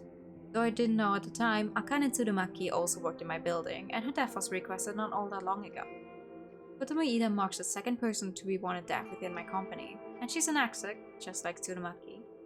I wonder if this is simply a coincidence. It surely has to be. After all, Tomei confessed that she was the one who requested Tsurumaki's death, and she seemed to regret doing so. Therefore, I have to doubt that she'd go on to upload Kotomi Ida's photo on the site. So who could want Kotomi Ida dead? She isn't the most likable person, but who really is? She deals with the juniors on my floor on a regular basis. The juniors like me, Tomoe, Shinya. Shinya? That's right. Thanks to Kotomi, Shinya's prospects at the company are dead in the dirt, and that's before even diving into the true issue, the current relationship. Would he request her death as retribution? He doesn't seem like the type, but... I let out a sigh. I'm far too tired to run through the myriad possibilities tonight. I don't think I can even bring my very fingers to navigate to the database of the deceased to start on this request. I'll tackle this tomorrow. No matter the reasons behind the request, Kotomi Ida will receive a corpse photo. That's my conviction as Corpse Girl after all. I close the lid of my laptop and throw myself down on the bed, begging for sleep to claim me quickly. I do not trust the chess picture she has on the wall. Every time her room shows up, I need to talk to you. I look at it and wonder if they're somehow moved. They obviously don't. I don't know why, but I keep thinking they're gonna move at some point. What's with that look? Got something up your ass? Come on, just follow me. I grabbed Toma's wrist and guided away from the labyrinth of desks and into the elevator waiting patiently for us. We emerged from the double doors into the lobby. The place is quiet and nearly empty.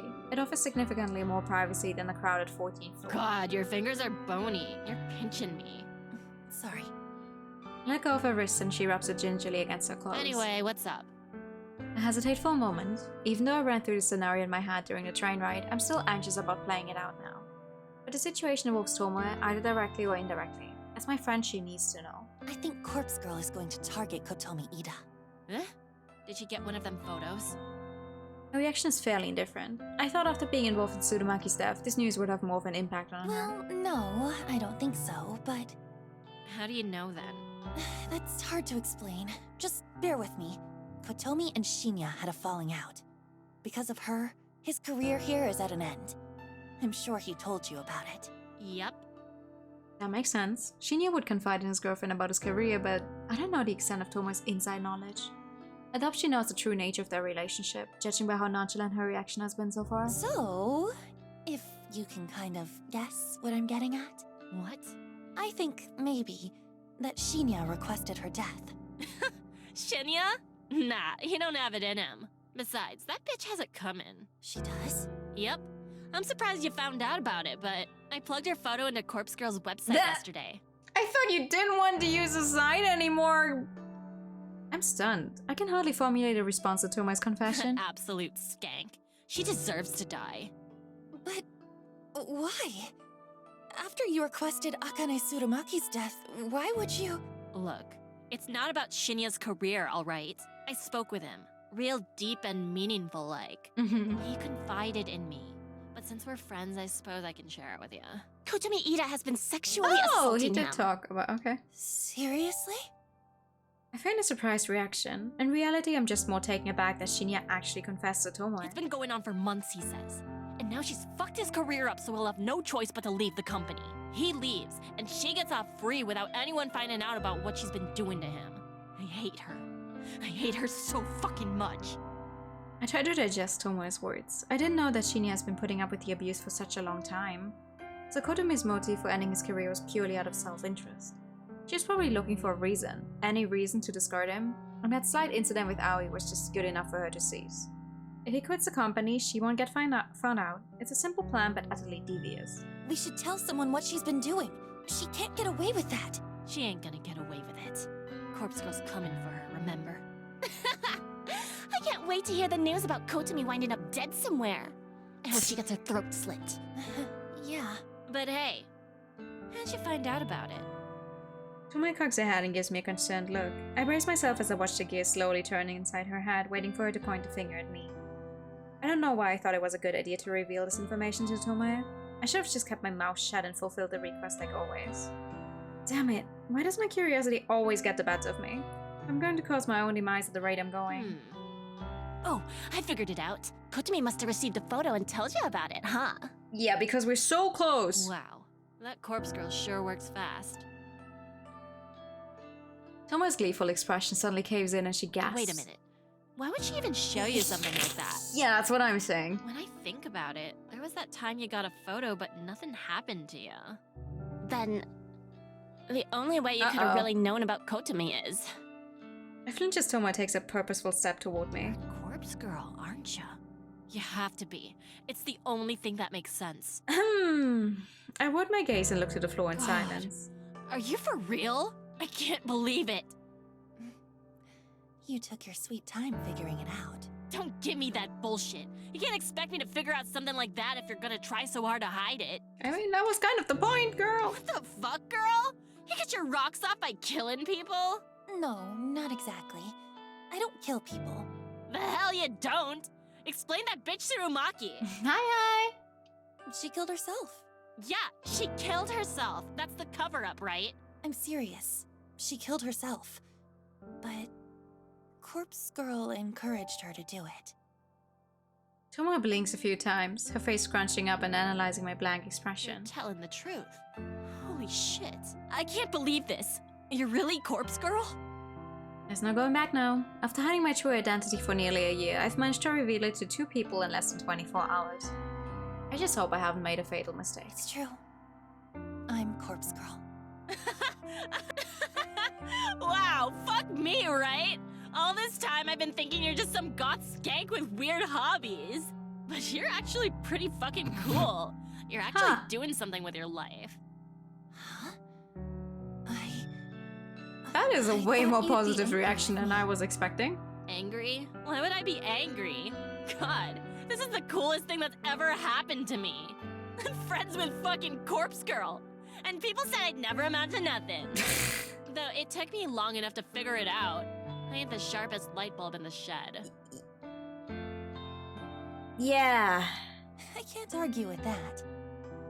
Tomoe laughs and puts her arm around my shoulder. I shrink away a little, but her good cheer is somewhat infectious. I feel a flood of relief wash through my body. So, like, I gotta know. How many people have you killed? 3. I said I don't kill people. I've encouraged more than that. Yeah, you know what I mean. How many have offed themselves because of you? It's an embarrassingly small number. That's so? Oh, that's a shame. Listen, you gotta fill me in on all the juicy deets later, Kay. For now, please focus on getting rid of that bitch Kotomi. I'll do my best. Thanks, slut. Thanks, I will slut. owe you one for sure. Tomoe swings around and looks toward the elevator. She turns back and gives me a thumbs up gesture. This convo never happened. Got it? That's my line. You can't tell anyone about me and Corpse Girl. Please, who would I tell? Well, the police, for starters. Fuck them. I ain't a squealer. It's gonna be public news in less than 20 minutes. Relax. Anyway, peace. Peace. Tomoe ducks away and leaves me standing alone. I really hope I made the right decision here. I suppose I don't have a choice but to keep moving forward. My first order of business should be to take care of Kotomi Ida.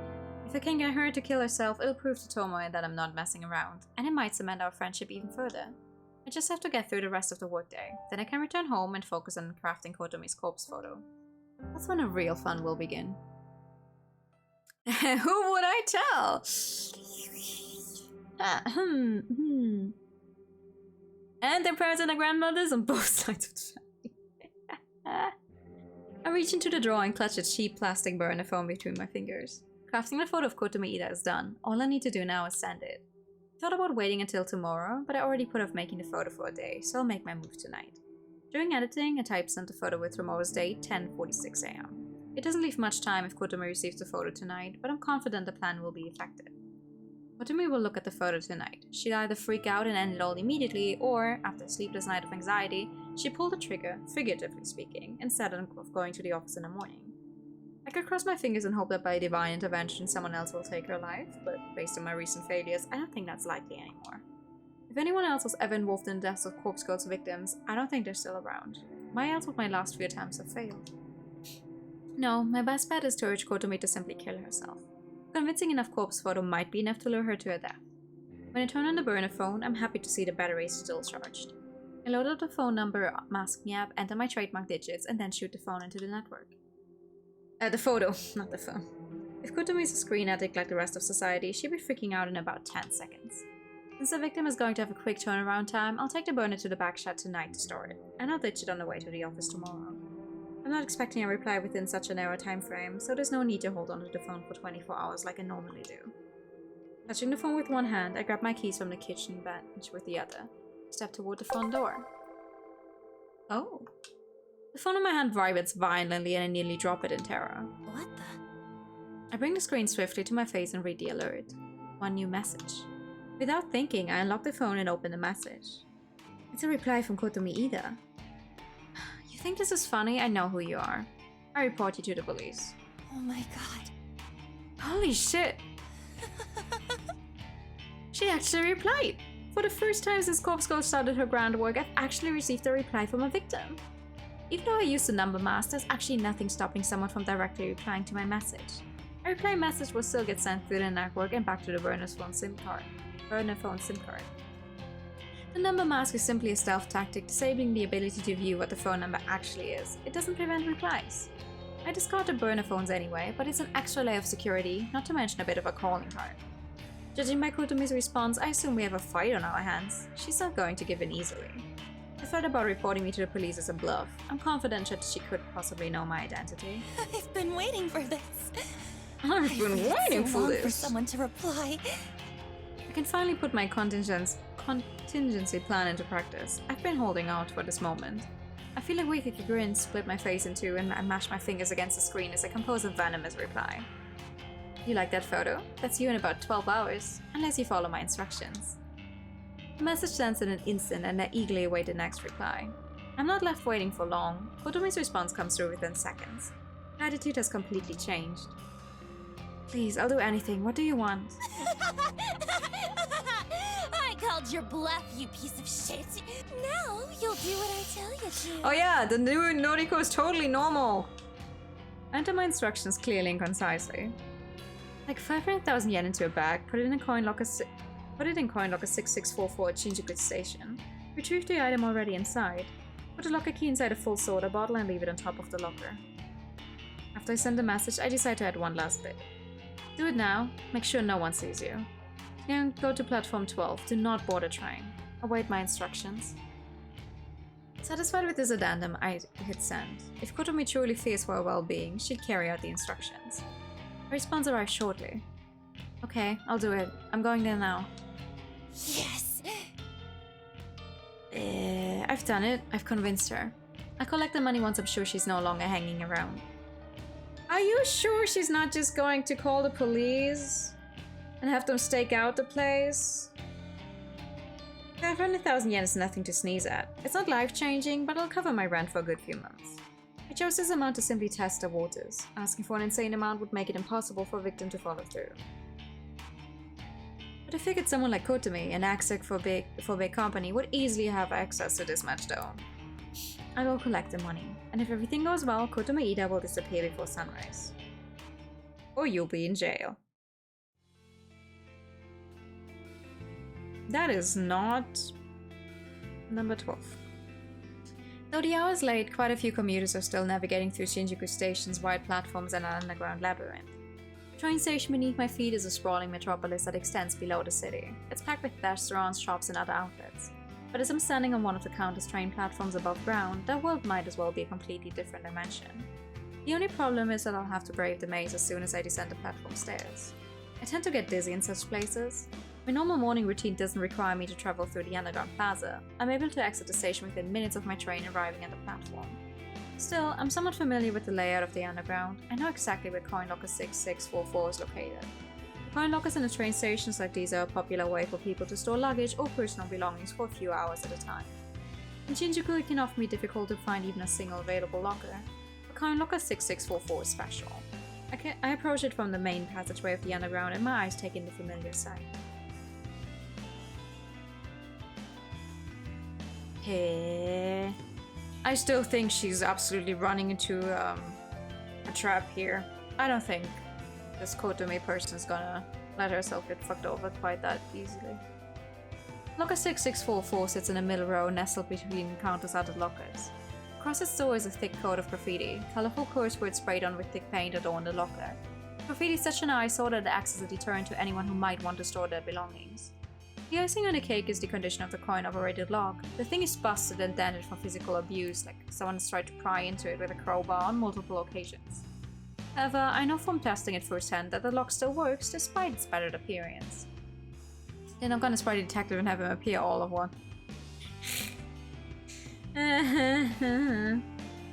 Yeah. I mean, they gave him a voice and everything as well. Thank you for the idea time. 1 second.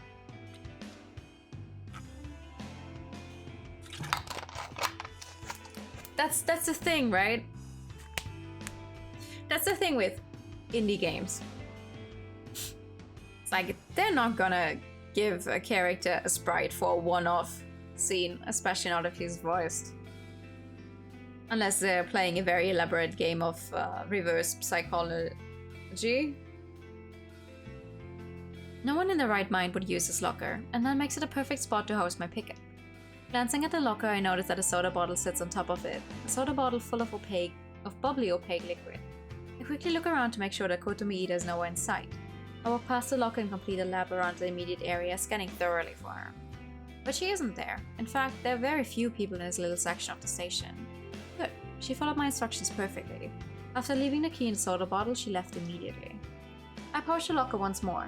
I reach up above it and retrieve the soda bottle, then crack it open to hear the fizzy hiss. I bring the lip of the bottle to eye level and peer inside, trying to identify the shape of a key within the swirling ocean of carbonation. But Vienna actually gave sprites to everyone who threw me off. Oh man!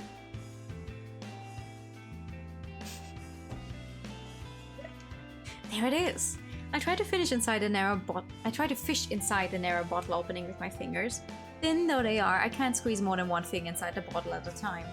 I could tip the bottle over and let the soda and the key spill out onto the floor, but if someone sees me being a nuisance and causing a mess, it'll draw unwanted attention.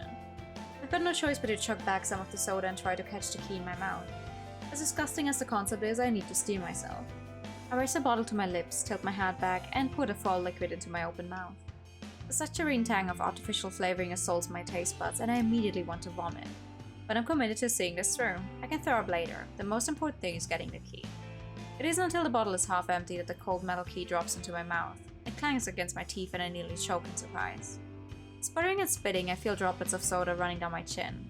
My cheeks are puffed up like a squirrel as I try to retain the key and the soda in my mouth. She could have just taken the bottle and gone to the nearest restroom and emptied out there.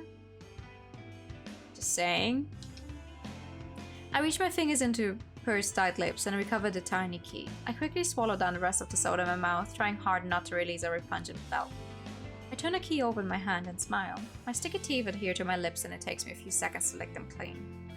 Tossing the soda bottle into the nearby trash can, I wipe the key clean on my skirt and quickly insert it into the coin locker. I twist the key, turn the latch and swing the locker door open. Inside the dark vault is a single bag, a simple paper pouch like you would get at a grocery store. I pull the paper bag out and take a look inside.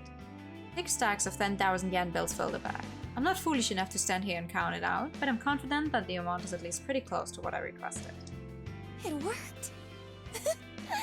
My plan worked! I can hardly believe it. Me either! I devised this contingency plan months ago. I waited so long to try it out. All I needed was somebody to reply to the corpse photo, somebody to try and reject my fate.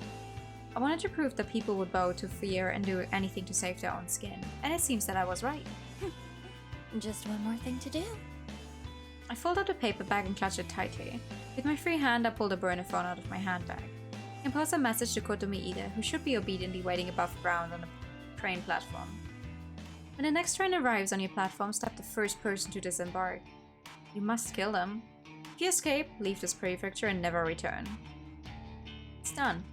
When I first opened the coin lock and retrieved the paper bag, I immediately noticed the knife that I had placed inside months ago was missing. Kotomi followed every word of my instructions. The message had read, pack 500,000 yen into a bag, put it in coin locker 6644 at Shinjuku Station, retrieve the item already inside. I've given Kotomi an opportunity. She can trade another's life for her own. If she killed someone accidentally trying, corpse go will spare her life. It's a simple exchange, and one that I bet she's willing to make. If she gets away with the murder, she flee from this place. I won't see her ever again, and neither will Shinya or Tomoe. To us, she'll be as good as dead. And as for corpse go, well, as long as her body is claimed in exchange, she'll be satisfied. After a few minutes of waiting for a reply to the message, I figure that she's not going to write back. She's probably getting ready to fulfill her task. Keen to witness how this unfolds, I take the nearest escalator up toward the train platform. Oh god, girl, you're— oh my god! That is more than just the first person. The scene is absolute chaos. It wasn't difficult at all to navigate to this area. All I had to do was follow the echoing screams. I spied a shattered form of a body lying on a platform in front of me. I can't make out any details, but a shallow pool of blood reflects the harsh light shining from up high. To my surprise and delight, a second body sprawled across the ground nearby. It's a young woman's corpse with one arm raised against the side of a vending machine. Adrenaline surges through me at the violent scene. Kotomi Ida, she managed to take out 2 people. She might be my new favorite person in the entire world. There's a third person.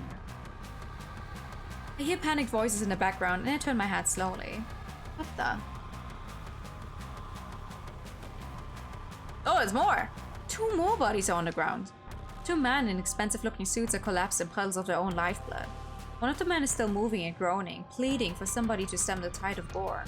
A familiar, lustful tingling sensation begins to stir and rise through my belly, my thighs, my pelvis. I feel my toes clench and my breathing grows heavier. There's one more surprise to be had here amidst this beautiful spectacle of carnage. Ew. A woman is slumped in one of the plastic chairs that lines the platform. Her head is tilted, her suit jacket stained with red. A thick knife with a black grip protrudes from the side of her neck. A bubbling river of vital fluid cascades around the glimmering blade and pools within her shirt collar. Even with her face masked by blood, it doesn't take me more than a few seconds to recognize her identity. Otomi Ida. Dead. Okay. I swing around and take in the entire view of the platform. Counting up the bodies on the path of my slaughter, my mind pieces together a theoretical scenario. Kotomi waited as the train doors opened, knife drawn, the knife she retrieved from locker 6644. When the first person stepped out of the train, she stabbed him and left him for dead. The body that I first saw laying on the edge of the platform is perfectly aligned next to the train to fit his theory. In a panic, Kotomi would have attempted to flee. She bumped into a second victim, the young woman slumped against the vending machine, and cut her down desperately to make her escape or come back. Judging by the wound on Kotomi's own body, I would assume the 2 businessmen lying face down tried to apprehend her. They must have sustained fatal wounds before finally managing to wrest the knife away and plunge it into Kotomi's neck. It's all just speculation, but I'm fairly confident that's how this whole event played out. It was probably over in less than 60 seconds. And it couldn't have worked out better for me. I never dared hope that Kotomi would meet her end once his plan had been set into motion. I would have been satisfied with her simply skipping town. I feel my legs weaken under my weight and I'm afraid I might buckle at any second. The waves of radiating heat spreading through my body are causing me to tremble and shake. So much blood, it's everywhere. I've seen it in countless photos and thought I had become desensitized to it. But maybe I was wrong. Seeing blood in real life is completely different. I feel faint and pale and excited and aroused. I need to get out of here before the police arrive. More importantly, I need to get away before I collapse in a sweaty heap of lust and pleasure. I turn on my heel and sprint down the rising escalator as fast as my quivering legs will permit. Bloody murder! Lots of bloody murder! And suddenly, complete scene switch up. Another morning fueled by coffee. Once again, I didn't manage to get much sleep last night. I want to say it's not my fault, but I know that's not entirely true. The grisly visage of all those slain people on the train platform was burned into my mind's eye. Every time I started to drift off to sleep, a splash of blood or a fleck of gore would appear in my thoughts and I would snap awake again. At the sight of Kotomi Ida with a knife sticking out of her neck made me shiver more than a few times. Nevertheless, I'm here now at the office as usual. Witnessing violence on that level in person was a different experience than I had expected it to be. However, it has helped steel my resolve. I'll need to desensitize myself to that kind of carnage if I'm to continue with Corpse Girl's ambitions. I sat down the second empty can of coffee on my desk and leaned back in my chair. I catch a glimpse of Tomoe tapping away on her keyboard, completely oblivious to what went down last night. There was a new broadcast regarding the event, of course, but the finer details of what occurred have been kept under wraps. It'll probably take the police and the media a little more time to get the story straight. It's not often that a mass killing spree takes over the news, and whether or not the identities of those involved will be revealed is beyond me. For now, I'll assume that Tomoe is in the dark about the event. I don't take her as the kind of girl to be up to date on current events. Even if she did hear about the stabbings, she couldn't possibly know that Kotomi was the culprit. I should probably fill her in later though. She wants to know that Corpse Girl claimed her victim, even if it was in kind of a roundabout way. I stretch my arms above my head, let out a small sigh, and proceed to crack open a third can of coffee before getting back to work.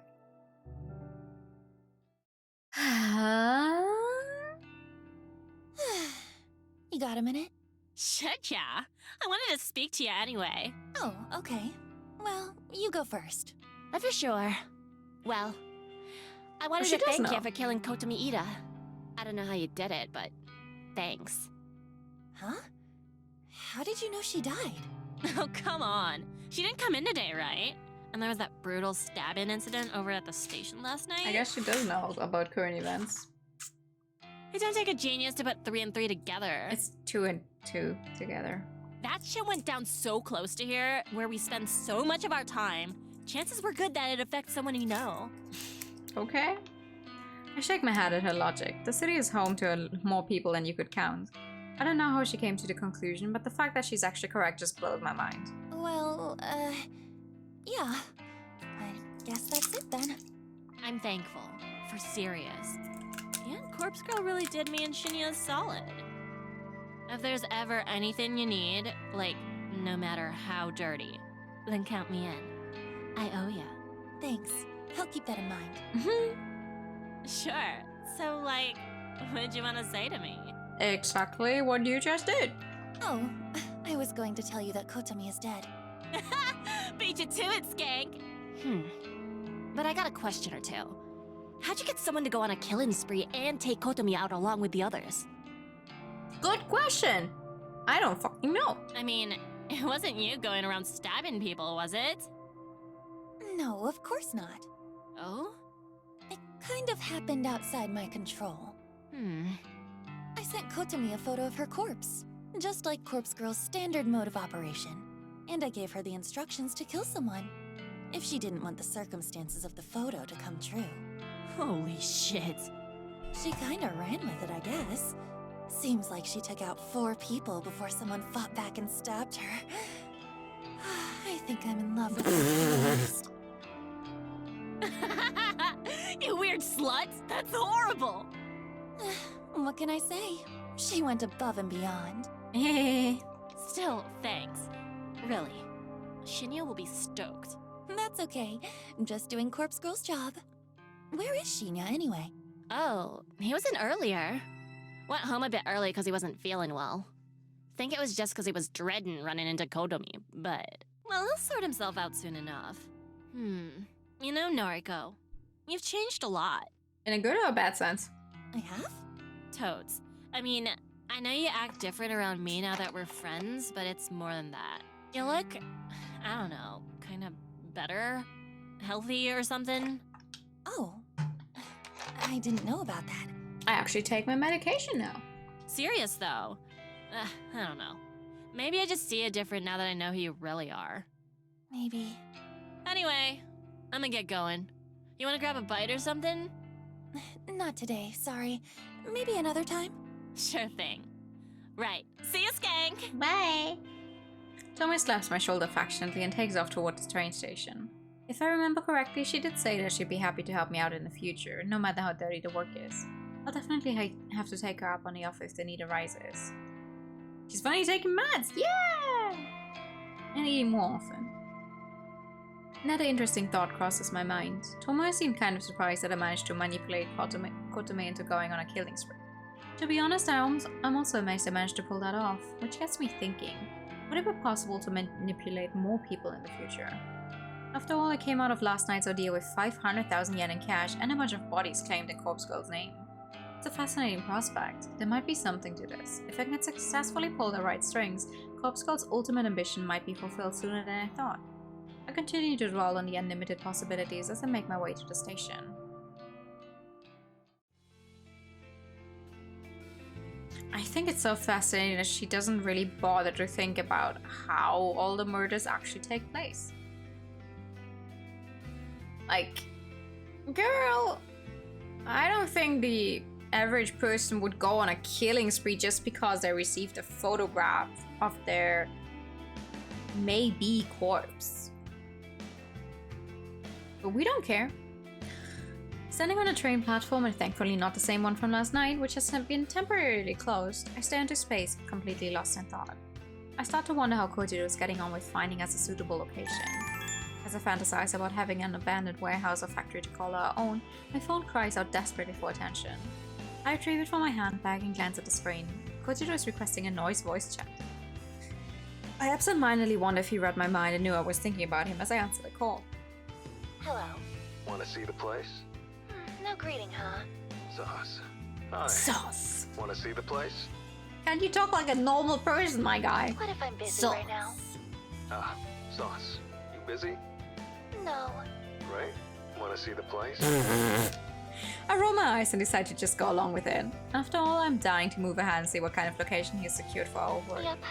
Where is it? Mad? Okubo, behind K-Town. An abandoned factory. Just what you wanted. Shin Okubo. That's suspiciously convenient. Why? I work in Shinjuku. It's just one station away on my train line. Okay, I'm heading there now. You in? I'm in. How do I get to the factory from the station? Exit the station to Okubodori. That's K-Town proper. I'll message you the full address. Okay, got it. Just head through Koreatown. I'll be there soon. Mad. Bye. Mad. Kojiro ends the call and I immediately receive a message with the factory's address. Seems easy enough to get to. I feel a bit nervous about going there. It's a new place and it's located in a town I don't normally travel to. But for some reason I feel energetic. I actually feel enthused about it. Maybe it's because I haven't been hidden away at home all day. I've been at work around other people. Perhaps that helps me acclimate to the concept of going somewhere new. And the chances of someone sneaking up behind me and strangling me in broad daylight are pretty slim, I think. She has some kind of... yeah... I wonder if I'm going to get into her exact paranoia problems or not, or if it's just a thing she has. That's not going to get further explained. Corpse date! Woo! As I put my phone away, the train pulls up to the platform. The same train that was going to take me home will take me to Shinokubo. It's the very next stop from here. I'm a little wary of how inconvenient this is turning out to be. Maybe Kojiro is luring me into a trap, but I don't know. I think he genuinely wants to be involved with Corpse Girl's work. I board the train and stand by the doors, ready to disembark at the next station.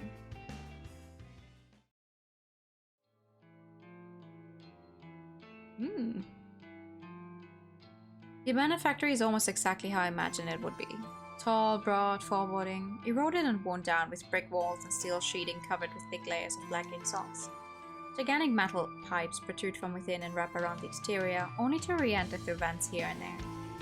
A series of ventilation shafts and chimneys line the roof, but they don't release even a single puff of smoke. This place has been shut down for a long, long time. The front entrance is located at the rear of a small parking lot. It's a simple steel door that has been chained up and padlocked. Further along the side of the building is the loading dock, an expansive asphalt that leads to a concrete path and a giant roller door. In the dock sits a derelict van covered in a brown tarpaulin. This place is amazing! You haven't seen inside yet. Oh, you're wearing different clothes from usual. Also, cleavage. I glance toward the steel door securely chained shut and wonder if anyone has entered within the last decade. If Kojiro has checked out the inside, then he did well covering his tracks. How do we get in? Around here. I follow his lead as he walks toward the corner of the building. A steel railing bars our path, but he swiftly hurdles over it and continues down the side of the factory. I take a minute to climb the railing, making sure not to twist an ankle as I stick the landing on the other side. Through here. Kojiro points to an open window. Thankfully, there seems to be enough of a gap for someone as large as Kojiro to slip through. I shouldn't have an issue getting in either, despite my thin, heavy-set frame. If he can get through, you can get through, girl! Jesus Christ. He slides in first and I quickly follow. Ooh! And with that, I find myself inside the factory. The place is huge. It's an open plan design and it's pretty much empty. A few stray pieces of odd machinery line one wall. A small forklift, a pallet jack, and a bunch of buckets and mops catch my attention. All of this could be useful for our little operation. A number of iron workbenches are piled up in a stack. They look heavy and rusted, but they would probably make good tables for resting corpses on. Aside from these miscellaneous items, the factory is essentially bare. The concrete floor is in bad shape, cracked and worn from probably 50 years of use. The thick brick walls are scorched in some places and dented in others. Still, it's perfect. Thanks. Figured you'd approve. How did you know about this place? Kojiro doesn't answer immediately. His eyes turn to the stupendously high ceiling with its array of glass sunlights beaming light down upon us. After a minute, he turns back to me. Dad used to work here. Oh! His dad. What did he do here? This place used to manufacture steel fencing, chain link fences, barbed wire, chicken mesh, that kind of thing. Huh, I see. A lot of that is imported now. There's still an industry here, but Dad couldn't compete. Went out of business maybe a dozen years ago. Died about a month later. Oh. He died? That's how it goes. Because he did. Oh. I'm sorry. We weren't close. Well, could have been closer. So, how come no one else bought the factory? Look around. It's a dump. Who'd want it? Cost a fortune to fix or rebuild. Wonder if it was Probably waiting also cost for a us. fortune to actually take it down, Yeah. so it's still standing. I wonder. It definitely all seems too good to be true, but this is the real deal. This is our factory now. Going half on this, right? Right. Okay. Good. Welcome home then. Or something. Let's work well together. Roger that. I've entered an unlikely partnership with Kotido. We obtained a base of operations safe from prying eyes. The next step is to fill his factory with corpses and carry on with Corpse Girl's grand scheme.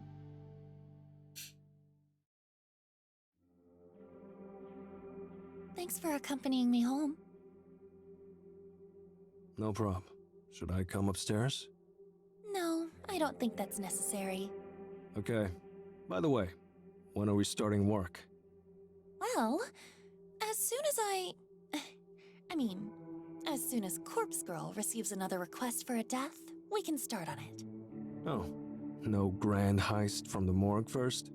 Think about it.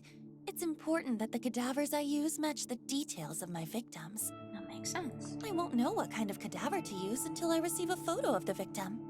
Guess that makes sense. What's the big plan anyway? How do we lift corpses from the morgue? I had a feeling he would ask about this sooner or later. I did tell him that I had the perfect idea after all. I imagine the biggest issue is writing off the bodies, so to speak. If a cadaver goes missing or is unaccounted for, there will be an investigation. Am I right? Guess so. We need to be able to take the bodies away from the morgue without anyone ever knowing they're gone. So, the solution is simple. We only take the cadavers that are due to be cremated. Okay, wise guy. A delivery company picks up the cremains nearly every day. Huh? Cremains? That's what the ashes are called. Oh, right. So what do we hand over? Empty canisters? It's simple. Fake ashes. Yeah, right. Fake ashes. Like I just have those lying around. Kojiro stops mid-sentence and stares straight at me. Huh. Might be onto something. Is it really okay to talk about this in public? Yeah, right? They're standing in the middle of the building. Anyone could hear them. Don't tell me you do have those lying around. Not fake ashes. Real cremains. Couldn't you just burn something else and use those ashes? You don't have to desecrate your father's ashes for this to work. Bodies are cremated every day. Wouldn't be hard to take a bit off the top. Huh? Could probably get away with like a quarter? I'm confused. What are you talking about? Sauce. Sauce. Every time someone gets cremated, I'll collect a quarter of the ashes, store them, put them aside. Won't take long to fill up a whole canister. Let me see if I follow you. Ow. You gather up a little bit of ash from every cadaver that gets cremated. Whenever we want to hoist a body from the morgue, we use the previously gathered ashes to fill a canister. We slap a label on it that says, "These are the remains of so-and-so." Then we take so-and-so out of the morgue. We record that their body has been cremated, when in reality, it's been snatched from the morgue. Yes. I imagine the canister of ashes just gets picked up with all the others going out on the same day. Pretty much. We also put a token in the canister. A token? Like a dog tag. Has the cadaver's serial number engraved on it. Normally attached to the body before cremation. They don't burn. Lets the cremains be identified later. Ah, I see. Can we get our hands on those tokens? Sure. The bodies we're lifting from the morgue are due for cremation anyway. I can get the tokens engraved without a hitch. Proper serial numbers and all. Okay, good. This is getting complicated. I'm learning more though. about cremation than I ever There's knew. quite a I ever bit we thought have I to would remember learn to about do. it. Don't worry. I'll take you through it when we need to. Most importantly, I'll need to start gathering portions of cremains. Need to have those collected in advance. Yeah. Thanks. Really. No props. But big question remains. What's that? How do we move cadavers out of the morgue? Ever tried lifting a stiff? Not easy. And you're no bodybuilder. No offense. I'm taken. None taken? Look, security in the joint is minimal. I'm there alone like 90% of the time. We don't have to worry too much about getting busted.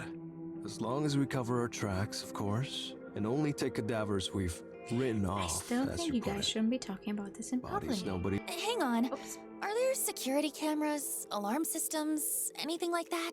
Don't think so. Plenty in the hospital proper, though. That's fine. As long as the morgue is clear. Still, answer my question.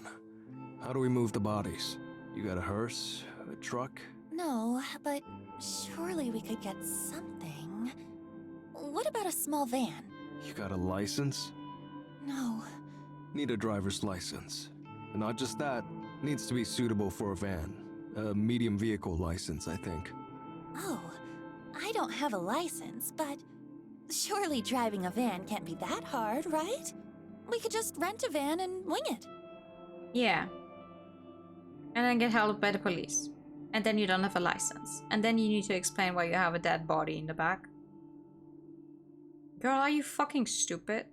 Uh-huh. Can't even rent one without a license. Okay then. Do you have the right license? Don't look at me. I haven't driven a vehicle in my life. Yeah, me neither. Great. So this is a bust. I put my head in my hands. We got so far. We secured a factory, planned our heist, and... Hang on. I whip my phone out of my bag and skim through my noise contacts. I prefer to text and call, but I'm too impatient right now to wait for a response. I set a voice chat request and wait for the recipient to answer. Hey, Skank, what up? Hey! That's a really nice picture you got there. Tomoe, hey, you got a sec? Sure. Do you have a driver's license? Yep. No car, though. Okay, what kind of vehicle is your license good for? Like cars? Like cars? Not scooters. Not vans? I mean, I don't think so. I curse under my breath. Yo, what's the problem? You need a lift or something? Not quite. I need to, pick something up. Oh, something big? That why you need a van? Yeah? Yeah? I don't know if there's anything I can do about that. I can't even rent a van with my license. Yeah, I know. I should have definitely glanced at Kojiro and he just shrugs a look of I told you so on his face. I mean, if you're desperate, you could just buy a van. Huh? I see secondhand vans listed for sale all the time. Check out the noise marketplace and the classifieds pages. No one will check for a license on a private sale. It's just one chump selling a van to another chump. Holy shit. You're right. You're a genius. We're not sus, we're just taking the dead body to a funeral. In a van without a proper license. Yeah. Well, I don't know about that. Thank you. Oh, by the way, you wouldn't object to a driving gig, would you? I do owe you one, I suppose. You want me to drive a van, though? If I get busted on my license, I'll go to prison. You won't go to prison. It'll be a fine at most, I think. Am I allowed to drive a van? I'm allowed to drive a car up to, what, 3.5 tons? The classic thing you have if you get your license here, I think. I look at Kojiro and he gives me another shrug. Look, if you get a fine, I'll pay for it. That cool? Yeah, what the hell? What are the chances of getting busted anyway, right? Can you text me the deets or whatever? The address and stuff? Shinny just got to my place, so I gotta get the door. I am calling this now. But I have a feeling the whole grand haste is only gonna work like that one fucking time. And that's the one we saw in the prologue. I don't think they're gonna be able to actually take out more than one body from the morgue because, oh, yeah, we're not gonna get busted, right? They immediately get busted first time around. Okay, will do. Thanks, Tomoe. I just don't think they're... Sure. Later, slut. It's not gonna be that easy. And I can't feel a wave of excitement flowing through me. You get all that? More or less. You girls sure are loud. Sorry. So, I'll need you to do me a favor. By van, right? Yeah, you're a big, strong man. You won't get ripped off. I'm just a poor little girl. Poor little girl. Cut it out. I'll do it. But you got the money? As a matter of fact, I fondly remember swindling a cool 500,000 yen from Kotomita just this week. we've got a 500,000 budget. Will that do? Maybe. Can't get you anything modern, but I'm sure it's enough. Great. You think you can get something tomorrow? I'll try. The noise marketplace, right? That's right. Well, no promises. I'll do my best. Oh my god. Thank you. Really. Yeah. This is just a train wreck Okay. waiting to happen. I'm heading off. Unless you actually do want me to come upstairs. No. Roger that. See you tomorrow. She Probably. just had to try. Kotomita turns a little more than a wave, exits the building and crosses the street. I quickly ascend the stairs with a slight spring in my step.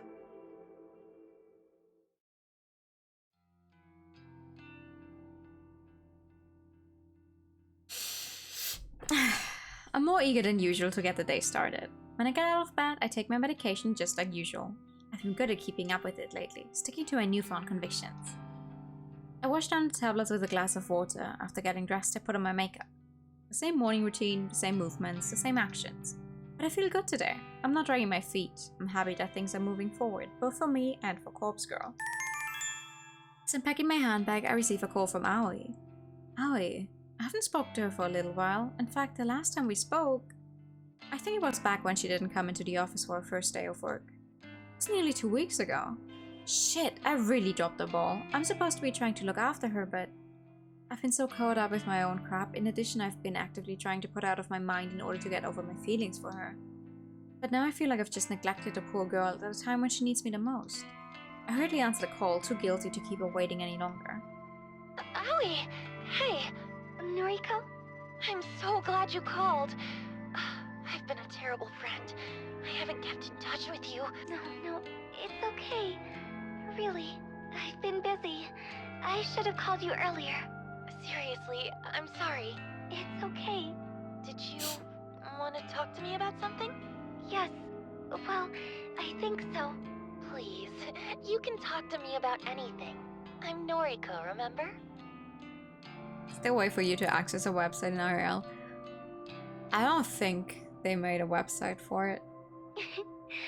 Yes, that's Would be a true. cool PR move though. So, I wanted to ask, have you ever heard of something called Ayo! Corpse Girl's website?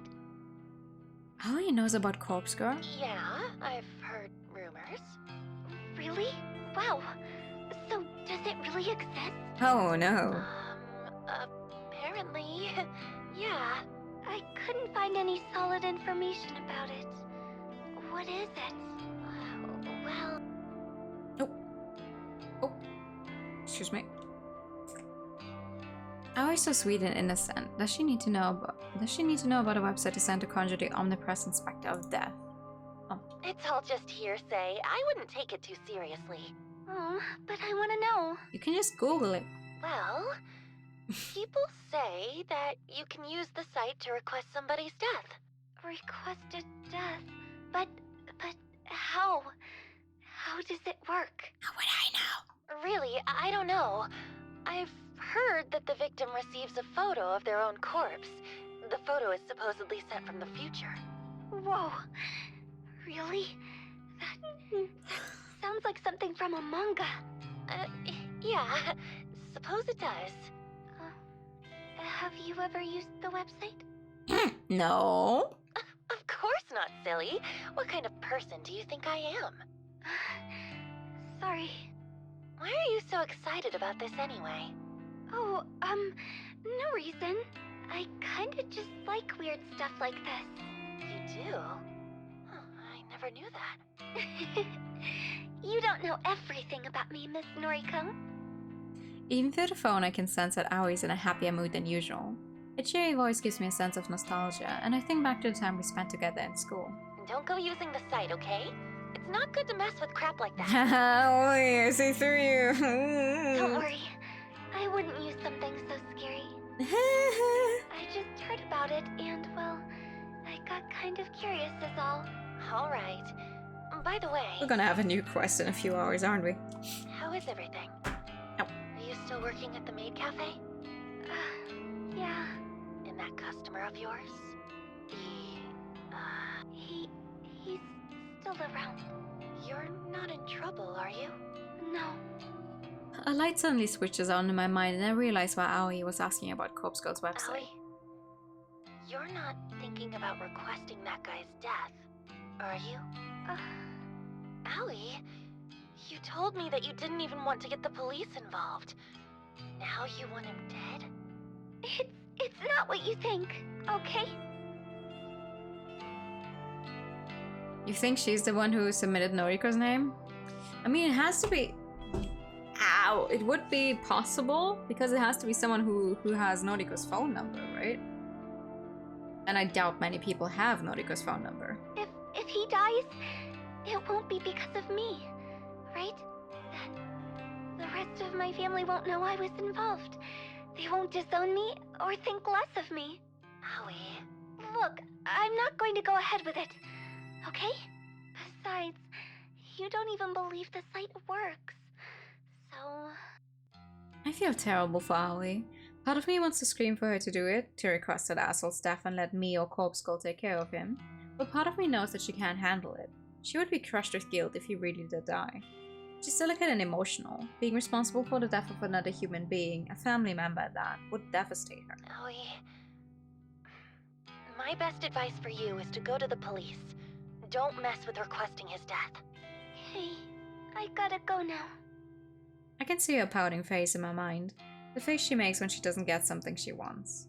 She's not a childish person, but her disappointment is often evident in her I'll expressions. speak to you soon, okay? Okay, bye. She ends the call and I heave a sigh. I get the nagging feeling that she's going to do something rash, but really, can I blame her?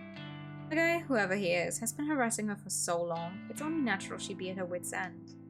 So if she makes a request, I'll take care of him, and if the guilt eats away at her, I'll be there to comfort her. It's the least I can do as her friend, Noriko. It's the least I can do as Corpse Girl. As I resume getting ready for work, I can't help but replay the conversation in my head. Aoi definitely seemed excited about the prospect of Corpse Girl's website being the real deal. Excited, eager, filled with anticipation. That same dizzying feeling I get whenever I'm waiting for a victim's death. Waiting for a victim's death. And then it hits me, and I immediately realize why Aoi was so excited. Why she called me in an uncharacteristically talkative mood.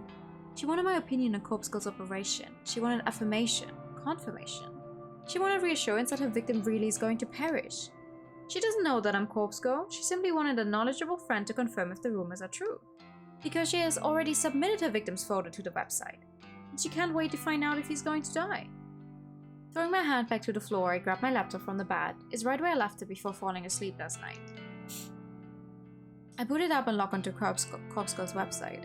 The little blinking notification that I dream about seeing greets me. 3 new requests. 3 new requests? How? I can't believe what I'm seeing. I quickly queue up the photos to download. Oh! Huh! Huh!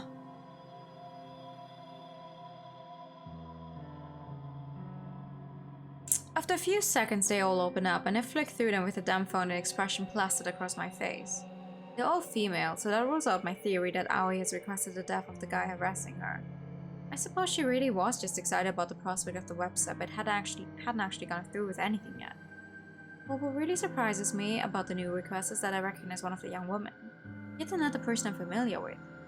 Out of all the people in the world, what are the chances of knowing multiple people requested through the website? The girl is Amy Katsuno, if I remember correctly. She went to senior high school with Aoi, Shinya, and myself. I never liked her much. In fact, she was somewhat of a bully toward me. Nothing more than name-calling, but in my mind that's as bad as anything else. It's not hard to imagine someone wanting her dead. The other 2 victims are strangers to me. A ditzy-looking airhead with pink hair, and a worn-out strained woman who could be anywhere from 20 to 40. To get 3 requests all at once is remarkable. How am I going to work through all of these? It's a shame that my operation with Kojiro isn't fully set up yet. It would be fantastic to go all out on these requests, secure some corpses, and take some truly convincing photos. Well, there's no use stressing over that. The best thing I can do is simply get to work on forging some photos. In fact, maybe I'll skip work today so I can dedicate the time to crafting these photos. It's Friday after all. It's pretty much the weekend. No one will care if I don't show up at the office. I note to myself as convincing my own mind that I'm making the right choice. I load up the database of the deceased. I think you should at least call in sick. So no one's gonna bother with asking where you are? I step outside my apartment building, squinting in order to defend myself from the overwhelming rays of sunlight assaulting my eyes. As narrow as my vision is, I'm able to determine that Kojiro is nowhere to be seen. Where is he? Once again, he's making me wait. As I mumble under my breath, I hear the screeching of tires and watch in disbelief as the van pulls up outside my apartment building. Yo! It's a beat-up old thing that may have once been white, but is now covered in grime. The windows are either tinted or encrusted with dirt. To my surprise, the window on the passenger side lowers and I see some familiar faces. Next to Kojiro in the driver's seat is none other than Tomoe. She's raving and grinning like a lunatic. Hey, skank! Hey! So, how's this? My face must reveal my fury because Kojiro flinches before I can even respond. Where did you even get this piece of shit? Some guy. Some guy? What guy? Get him, bitch! We're framing it death! Some guy from the noise marketplace. Only wanted $250 for it. So, here's the other half of your money back. You're welcome. He holds up the paper bag I gave him earlier. It seems to still have a bit of weight to it. When Kojiro showed up at my apartment earlier this morning, he told me he'd found a great deal on the van. I had a good feeling about it, and I handed him the money to go and secure the vehicle.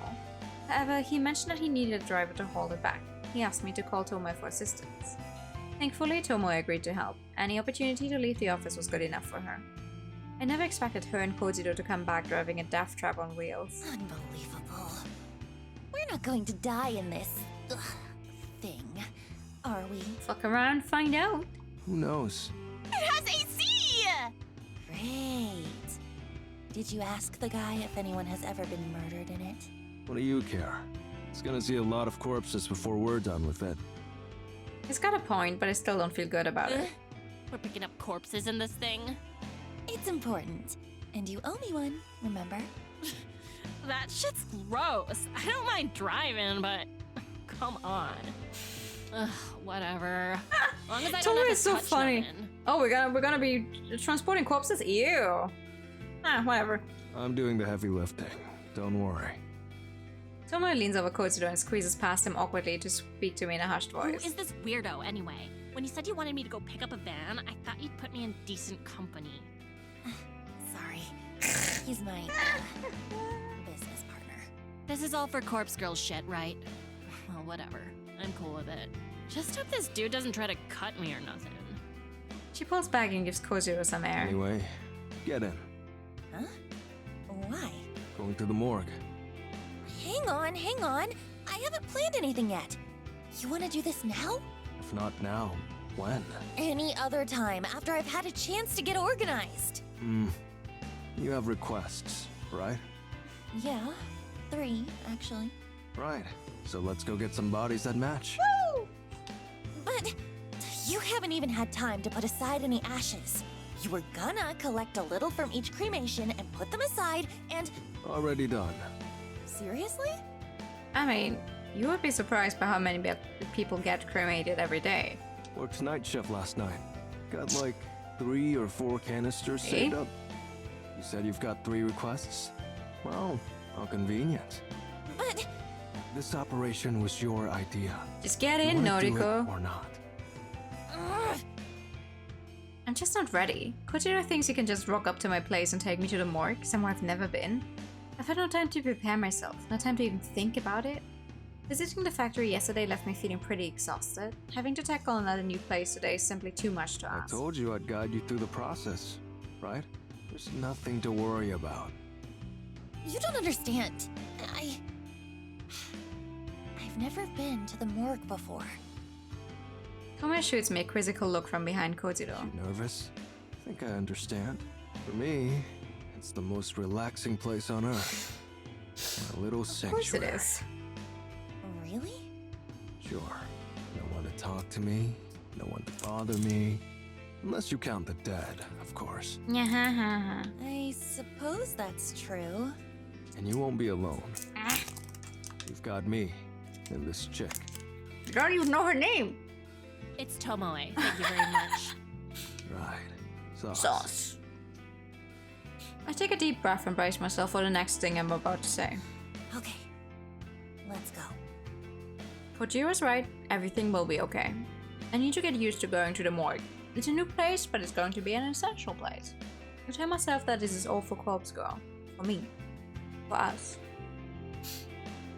Kojiro pulls the van sliding door open and I take a careful step inside. Let's go! Let's go. The morgue is a lot colder than I imagined it would be. I berate myself for not bringing a sweater, but there's nothing I can do about it now. The anxiety about going to a new place. She's being very brave. The place has an icy, otherworldly feel to it. It's depressing and clinical and devoid of hope. And then there's a stank. It's not as overwhelming as I feared it may be, but it lingers and claws at my senses. It clings inside my nostrils and mouth and the very interior of my skull. It's very easy to understand why Kojiro's clothes always smell like this place. Once the odor gets a grip on you, it doesn't let go. Honey, I'm home. Bruh. A poor joke in poor taste, even for Kojiro. I feel like I'm going to vomit. Even Tomoe is looking a bit paler than normal. I'm surprised she accompanied us inside after she spent the whole drive over insisting that she would stay in the van. They store bodies in here? That is kind of what you do in the morgue, yes. Of course. See all these lockers? They're cold chambers. Pretty much all of them are full, a body in each. Fucking disgusting. Noriko? Yeah? I keep things in order around here. Chambers on the left wall are cadavers due for cremation. Okay. And what about the lockers on the right wall? No touchy-touchy.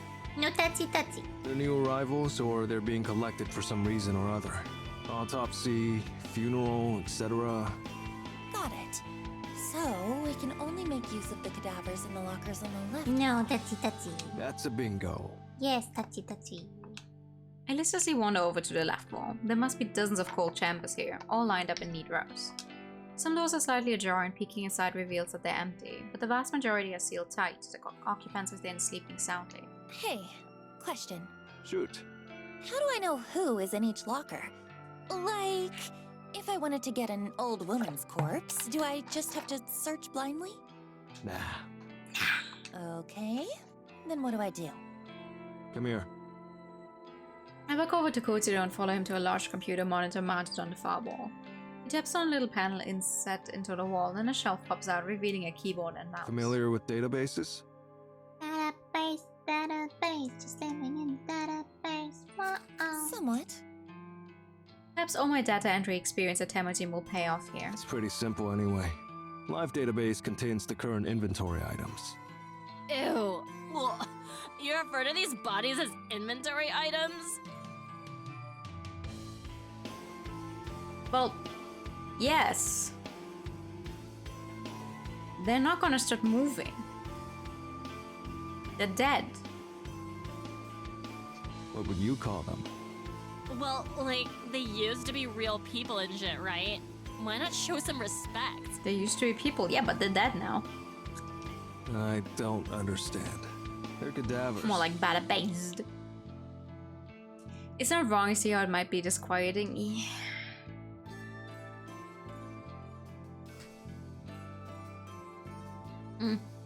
Shrug. I put a trembling hand on Tomoe's shoulder. I want to comfort her, but the act of doing so is still alien to me. Don't worry about him, Tomoe. He can be a bit insensitive. He's a freak. Wow. He works in a morgue. I think it needs a certain person, like a certain way of being to do that kind of work.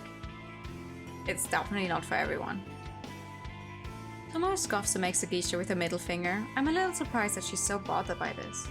It's kind of funny that she holds respect for the dead, but not so much for the living. Okay. So I can search this database for bodies that match my needs. Yep. Just use the filters at the top. Not many categories, but it has the basics. Age range, gender, name. Not that that'll be useful to you. Actually, that's about it. It's enough. It'll save some time at the very least. Okay, so you want to hoist 3 bodies today, right? You said you have 3 requests? Yeah, but... You're not sure how much you appreciate everyone here being their own technically illegal flavor of screw in your hat. I have a... Actually, I think Tomoe might be the less screwed of all of them. This place Sure, is she's kind helping of them now, but overwhelming. she's like, I'm hesitant to bite off more than we can chew. maybe we should put some respect on that people here. And everyone else is just like, Corpses, yay! What's the game plan then? How about we just take 1 body today? We'll take it back to the factory, work on it, and see how we go. Works for me. Here, use the database. yeah, so clowns you play Mario Kart with. It wasn't right in the head, yet. This was still not entirely so. Kojiro steps away from the monitor and indicates that I should use it. I rest my sweaty hands on a keyboard and feel the cold metal buttons sting my skin. A metal keyboard. It's very fitting for this cold, lifeless place. I have 3 requests currently in the works. I managed to get photos edited for all 3 of them thanks to taking the day off from the office. There's Amy Katsuno, the bully I went to school with. Then there's a pink-haired girl and a woman that looked tired and worn out. I should try and find a cadaver that matches the appearance of one of those victims. I use the database to filter to search for females, and then I narrow down the age range to young adult. There are a lot of hits, just how many people are entombed here anyway? I skimmed through the list of results. Since their names are meaningless to me, they might as well all be identical. But the column of data containing cold chamber identification codes is interesting. I point one of the results out to Kojiro. Hey, how do I know what these numbers mean? This one here is 64AB. This one is number 31AA. I'm assuming that's the rose? Ah, okay. Letters correspond to location. First letter refers to left wall or right wall. Second letter refers to top row or bottom row. Give me an example. Okay, this one? Number 64AB. The A means it's on the left wall and the B means it's on the bottom row. So that's what Bodywood could use. Left wall. That's the side I can choose from, right? The body's due for cremation? Yep. So we need to filter out everyone that's on the B wall. So I could grab number 64AB if I wanted. Up to you. But this one here, let's see, number 98BA. Could I grab that? TTRBT. Ooh! No. The first letter is B, so that's on the right wall. No go. Not scheduled for cremation. I wanna try. I want to try one of those as like a solo play one day to get used to it because I still don't fully understand how those work. I think I get it. Thanks. I make a mental list of cold chambers on the left wall to fit my needs. I'm going to start cracking open some of these sarcophagi. I'm sorry, you say that word how?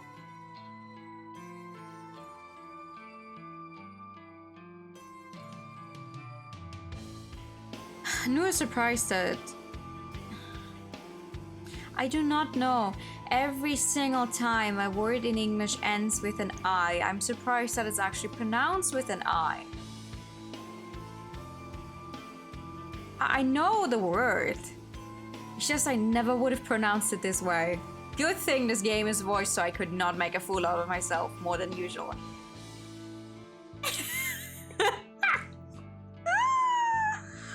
What the fuck? Haha. That's a new one. Mad. Oh fuck yeah, absolutely. I hope that my nervousness isn't showing. I almost can't believe that I'm about to examine corpses in the flesh. Corpsco would be proud of me right now. As I walk over to the left wall of cold chambers, I catch a glimpse of Tomoe. She's standing by the exits, wiping on her phone as she taps her foot. I reach the first locker I want to look at. Here we go. There's a metal handle on the front of the chamber. It's paired with a release button, which I gather has to be pressed in at the same time as the handle is pulled forward. I grip the handle tightly, press the button, and pull with all my strength. A hiss echoes through the morgue as frigid pressurized air billows out of the chamber. The door is now wide open, revealing the darkness within the locker. Peer inside.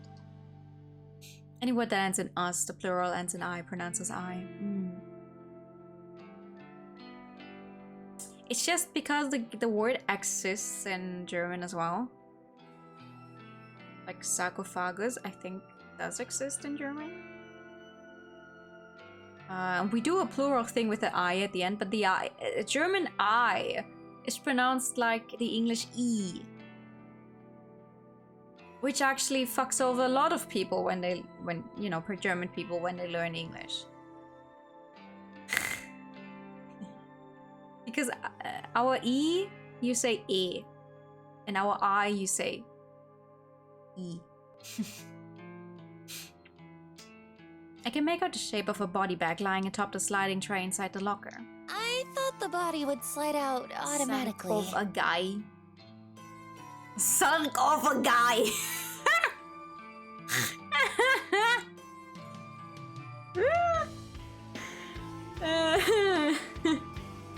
No? It just pull the tray out, like you'd pull out an oven tray. I take a deep breath and grab the edge of the tray, then slide it out. Thankfully, the thick rollers along the bottom rail do most of the work, and once it has momentum, the tray slides all the way out of the chamber. My prize is revealed at last, a musty white body bag packed full with a decomposing corpse. Now what? I always think of your dumb joke when you remember how to pronounce it right. Son of a guy. It's stupid, but it works, girl. Just unzip the HRP. I'm sorry, what's an HRP? What? Kojiro rolls his eyes. The body bag. Unzip it, but cover your nose. I do as I'm told. My left hand pinches my nostrils and my right hand grabs the tag attached to the bag zipper. I tuck the tag down and drag it along the length of the bag, and the zip makes a familiar zzz sound, and I smell the decomposing corpse and vomit on the ground and fall to my knees trying to catch my vomit and hold my nose closed at the same time. Okay. Okay. That was a long sentence. Tears well in my eyes, and I can't help but cry as the stank strikes me across the face again and again, and the river of bile and sick pouring down my clothes feels like a searing hot cattle prod against my skin. The sight of the corpse in the back flickers in my vision and sears itself into my retinas, and I can't get it out of my head, even when I close my eyes, and I can't get it out of my head, and I cannot see it anymore, and I can't help but think of my own reflection, how much I resemble Noriko and Corpse Girl, and the corpse in the back all mixed together in some completely fucked up hybrid of decaying flesh and bone. Girl, you need to put some commas in there, I'm begging you. I think Kojido or Tomoe or Aoi grabbed my shoulders to drag me away from the body, but Aoi isn't here anyway, and the hands feel so strong and warm and not brittle and lifeless like mine, and not stand and perfect like Aoi's, but I get dragged away regardless, and my eyes are watering, and the fluorescent lights on the ceiling are magnified by my tears, and I want to tear my eyes out and get the sight of the corpse out of my mind. It's getting worse. Oh my god. I've seen so many corpses over the last year. I've seen countless photos of bodies dismembered and asphyxiated and electrocuted and shot and maimed and drowned, and yet the decaying corpse in a body bag, or the HRP as Kojiro called it, is worse than any of them. It's worse than anything I could have ever imagined, and it's worse than me and worse than Corpse Girl, and for a fleeting moment, I begin to question what I've spent the last year doing. What am I doing involving myself with the dead and buried? Frantic screams of a girl resound in my ears and my eyes and my nostrils, and I think she's calling my name, but it doesn't sound like my name. It sounds like Noriko or something along those lines. Maybe Yuriko. Maybe she's calling out for my sister, but my sister isn't here, Noriko isn't here, and I'm the only one here, lying on my side on the cold tile floor and covered in warm vomit and hot tears, and I feel a body lying next to me and smiling and offering me a cup of coffee from the lovely French cafe I went to one time. I pictured lifeless corpse in my mind, smiling and calling me names like bitch queen or goth bitch or bitch bitch. Basically just any census name she can pair with the word bitch. The word I hate so much that Yuriko used to always call me, that Mother used to always call me, the word that carries so much hate and contempt and yet rolls off the tongue so easily. The lifeless corpse keeps calling me names, keeps taunting me, keeps growing out her long blonde hair, and she taunts me with her fake smile and fake eyelashes. She corners me in a classroom and pulls my hair, and rips out a fistful of it and laughs and calls me bitchy bitch, bitch bitch, and screams and cackles, and I realize that she's always bullied me like this, and I hate her for it because I never did anything to her. I never did anything to Emi Katsuno, but she always bullied me, but she never bullied Aoi, because no one was allowed to bully Aoi, because the teachers all said so. They all said she's been through too much already, but it's okay to bully Noriko, or me, or Noriko. That's fine, they all said. So Emi liked to bully me and call me the bitching bitch, and she liked to pull my hair out, but that's fine, because hair grows back eventually, and it meant that she didn't bully Aoi, so in a way I was protecting Aoi, and that's all that ever really mattered. And the corpse in my mind isn't Emi, but it might as well be. It might as well be her, and maybe I can make it her. Maybe the corpse can become Emi Katsuno. If I send her the photograph of the corpse, then she might kill herself, she might kill herself. Fuck. Hi, TK.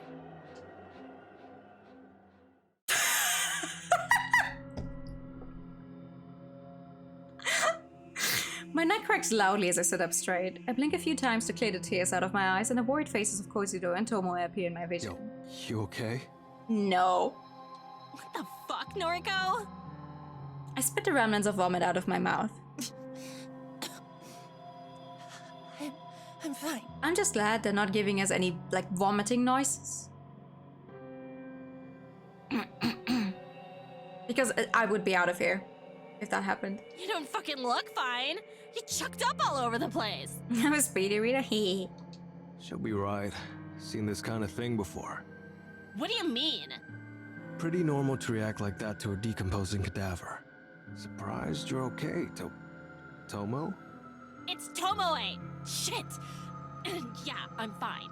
You wanted to see the body? I've seen corpses. No, I think we're good. Well, I thought Noriko had too. Just pictures, I guess. I'm not forgetting the carnage I witnessed at the train station thanks to Kotomi either. Somehow, seeing a stiff cadaver in a body bag was so much more overwhelming. Right. Are you really Corpse Girl? Apparently. Come on, let's get you up. Tomoe grabs me in a sort of bear hug and lifts me to my feet. Sorry about the vomit. It's fine. It's fucked up, but it's fine. Call it a day? I put my weight on my unsteady feet and step away from Tomoe. No. There's something I need to do. 1 second, I need a drink. I stare straight at the corpse in a body bag. Her face is still exposed, lifeless, expressionless. Her hair is long, blonde. I imagine her with a bit of makeup, some blush, some lipstick, some fake eyelashes. Whoever this was, she's exactly what I need for my next. Seeing a death thing on a screen or picture will never prepare you for seeing a death thing IRL, especially because it combines even more, like, what's the word? Experiences. Because even if you do, like, hold close up your nose and stuff, That worked out well. Can we get her into the van? But yeah, this definitely like brings my whole theory earlier of maybe the prologue death being the first one. Okay, I'll grab a trolley. And probably the only one they're gonna manage. Tomoe, give me a hand. Ugh, if I have to. I nod and whisper small thanks to both of them. Still a little groggy and unstable, I make my way to the morgue's door. I'll wait in the van for now. I need to take a moment to restore my energy. The real work will begin when we get to the factory.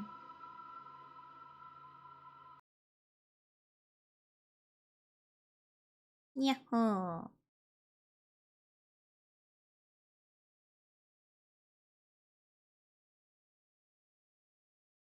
We arrived at the factory after a brief pit stop at my apartment to collect my makeup kit. Kojiro managed to fix the lock on the front entrance, meaning we didn't have to try and shimmy a cadaver through the side window. He even found the proper key for the place on one of the rusted workbenches. Tomoe helped to drag a workbench to the center of the factory floor, and we hoisted the cadaver on top of it. Kojiro unwrapped it from the HRP, which he explained simply meant human remains pouch. Staring down at the body before me, I now begin to wonder why I freaked out so much at the morgue. It's just a body, a lifeless thing that was once somebody, but now has no meaning in its existence. It's kind of gross, but it's not really that bad. You got over that pretty quickly. Ugh. I'm glad you've come around, but I still don't want nothing to do with it. Right, so we're here. We got your body. What now? I fetched my makeup kit from the floor beside the workbench and placed it next to the corpse. We're going to make this body look as close as possible to this girl. You're gonna go sleep? Okay. Good night. Thank you for coming by. I flashed my phone at Kojiro and Tomoe, showing off the photo of Emi Katsuno, that was submitted to Corpse Girl's website. Right. But why? Because then we can photograph it and convince the victim, Emi, that it's her own dead body. Why? I felt my brow. Kojiro coughs in an attempt to hide his laughter. That's how Corpse Girl does things. I don't know. Sounds like a shit plan. We went to all that effort to steal a dead body and you just want to take photos of it? Look, so far I've done everything with photo manipulation. And sometimes it's successful. Like with It's gonna be Tomoe's idea to, like, get the body in front of her door, isn't it? That bitch? It convinced her to kill herself. But I'll admit that it hasn't worked so well on Corpse Girl's other victims. So you think repeating the same thing that don't work over and over again will eventually work? She's got a point, Noriko. Corpse Girl doesn't have the best track record. Maybe something has to change. But what? This is the way I've always done things, and... I hang my head in defeat. I don't know what to do. I spent all morning crafting fake photos of my 3 victims, but for what purpose? They're not going to convince anyone to kill themselves. And now I'm standing here in the factory looking at a corpse that I want to decorate as Emi Katsuno just so I can take photographs of it. And there's no point in doing so. I already crafted a photo of Emi's death, so why am I here? What the hell am I doing? You two are right. I can't keep going on like this. I've already crafted a photo of this victim's death. So I really don't know why I let it get so far. I guess I didn't truly think we'd pull this off. I kind of just went along with Kojiro's suggestion to go to the morgue. Hey, don't pin it on me. This is your scheme. The weirdo is right. This is on you, Nariko. They're right. They're both spot on. I don't know what I'm doing. I'm just wasting my time. Their time. I'm wasting Corpse Girl's Here, time. give me your phone. Without waiting for approval, Tomo snatches my phone out of my hands. She swipes past the photos of Amy, then swipes back to it. You said you already made the corpse photo. Where is it? I don't keep it on my phone. That would be stupid. The only copy is still on my laptop at home. But you've got a photo of this bitch on your phone. Well, yeah. I just pulled it from her noise profile earlier. It's exactly the same image that was uploaded to Corpse Girl's website, though. Right. Hold it. How did you know the Vic's name? Corpse Girl doesn't ask for a name. This girl... I actually went to school with her. It's a coincidence, I assure you. Uh-huh. Look, that doesn't matter, does it? Well, tell me what the corpse photo looks like. It wasn't my most creative work. I had 3 requests to fulfill in a short amount of time, so I kinda made them all similar. I made it look like this girl, Emmy, fell from a tall building and splattered on the pavement. Fucking lame. Yeah. Why did you want to know, anyway? Howdy, room. I've got an idea for Good evening. you. I know, I'm just the driver and all, but you've dragged me in this far, so at least let me make a suggestion, Kay? Okay, go ahead. We've got this here body. You've got a corpse photo of the bitch all locked and loaded. Let's kick it up a notch. Take your time to apply makeup.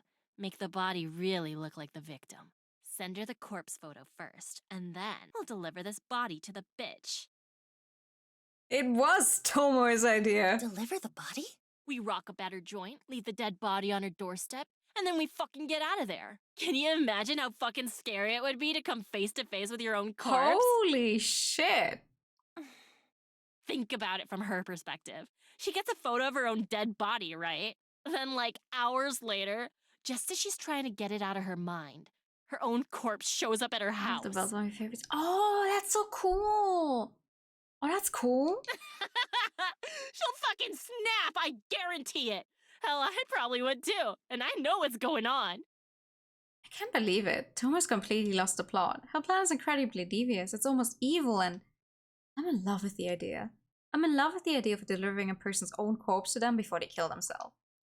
Tomoe! Despite my own nature, I find myself throwing myself at Tomo and wrapping my arms around her. Yo, what the? I bury my head between her neck and shoulder, the warmth of her body radiating through my own cold and clammy form. I start to sob uncontrollably. Maybe I still have tears left over from my incident at the morgue, or maybe I'm just truly happy at this moment. Thank you for your everything. Yeah, I mean, sure. Your idea is brilliant. It's perfect. Oh, I can't think of a better way to bring Corpse Girl's plans to fruition. I mean, I just said the first thing that came to mind, so... It is a... But hey, I'm real glad you like the idea. I'm happy to help. I wipe my eyes, but I don't let go of Tomo. Hell. I wonder if you'd make a better Corpse Girl than me. Nah, don't be stupid. I just had one good idea is all. No, come on. It ain't like you to get all sappy. Pick yourself up, yeah? Right. In a moment. I nuzzle my cheek further into Tomoe's neck and feel her skin prickle underneath my breath. She tenses up a little bit but doesn't push me away. You're so warm. Jeez. Come on now, we've got work to do. Okay. I reluctantly step back from Tomoe and wipe my eyes. Tomoe's a little red in the face. She ruffles the collar of her shirt and fans her face. Never had a girl cling to me like that before. Better not tell Shinya in case he gets real jealous. Kojiro is silent. He seems to be simply observing the moment. I take a second to compose myself. Tomoe is right, we do have work to do. I look to the corpse atop the table, patiently waiting for us to conclude our discussion. I almost wish I was as patient as the dead. We starting? I have a feeling she might have never hugged anyone at all. Yes. Let's do this. Mad. Mad? Few things to keep in mind. Putting makeup on a cadaver isn't as simple as you think. This one's already decomposing. Not all the makeup will take. Put a little extra on. Don't be stingy. It doesn't help that the body is ice cold. Oh, stingy is If with we had a space heater, sound? we could warm it up. That would help the makeup stick. But it'll speed up decomposition. We can't have it decomposing any faster. It's already out of cold storage, so I imagine we don't have long as it is. Right. We're going to want to deliver it to your Vic soon, like less than 24 hours soon. That's fine. Yo, what about time in the delivery? Corpse Girl's photos have a... what's it called? A timestamp? Yeah, I timestamped the photos with a supposed time of death. I usually set it to a little after the time the victim receives the photo. Sometimes a few hours, sometimes a whole day. Uh-huh. I get it. You're finding it very easy to read Noriko's autistic? Well, like, for best effect, we're I gonna can want to see deliver why. the corpse before the time marked on the photo, right? Yeah, she's definitely on there. On the spectrum, I think. That way, the Vic gets the photo and the corpse before the set time. Creates a kind of ticking time bomb. Thank you for the hybrid time and the posture chat. Should convince him to off himself before time's up. That makes sense. I think that's the best way to do it. Yeah, so, what time did you write on this Emmy chick's corpse photo? I scratch my head and try to think about it. It's hard to recall since I created 3 different photos at the same time. I'm pretty confident I light them all up one after another, an hour gap in between each one. 7:28 a.m. tomorrow. We gotta deliver the corpse before then, huh? Too early. Usually asleep. Well, you're gonna have to get your ass up early. For Noriko.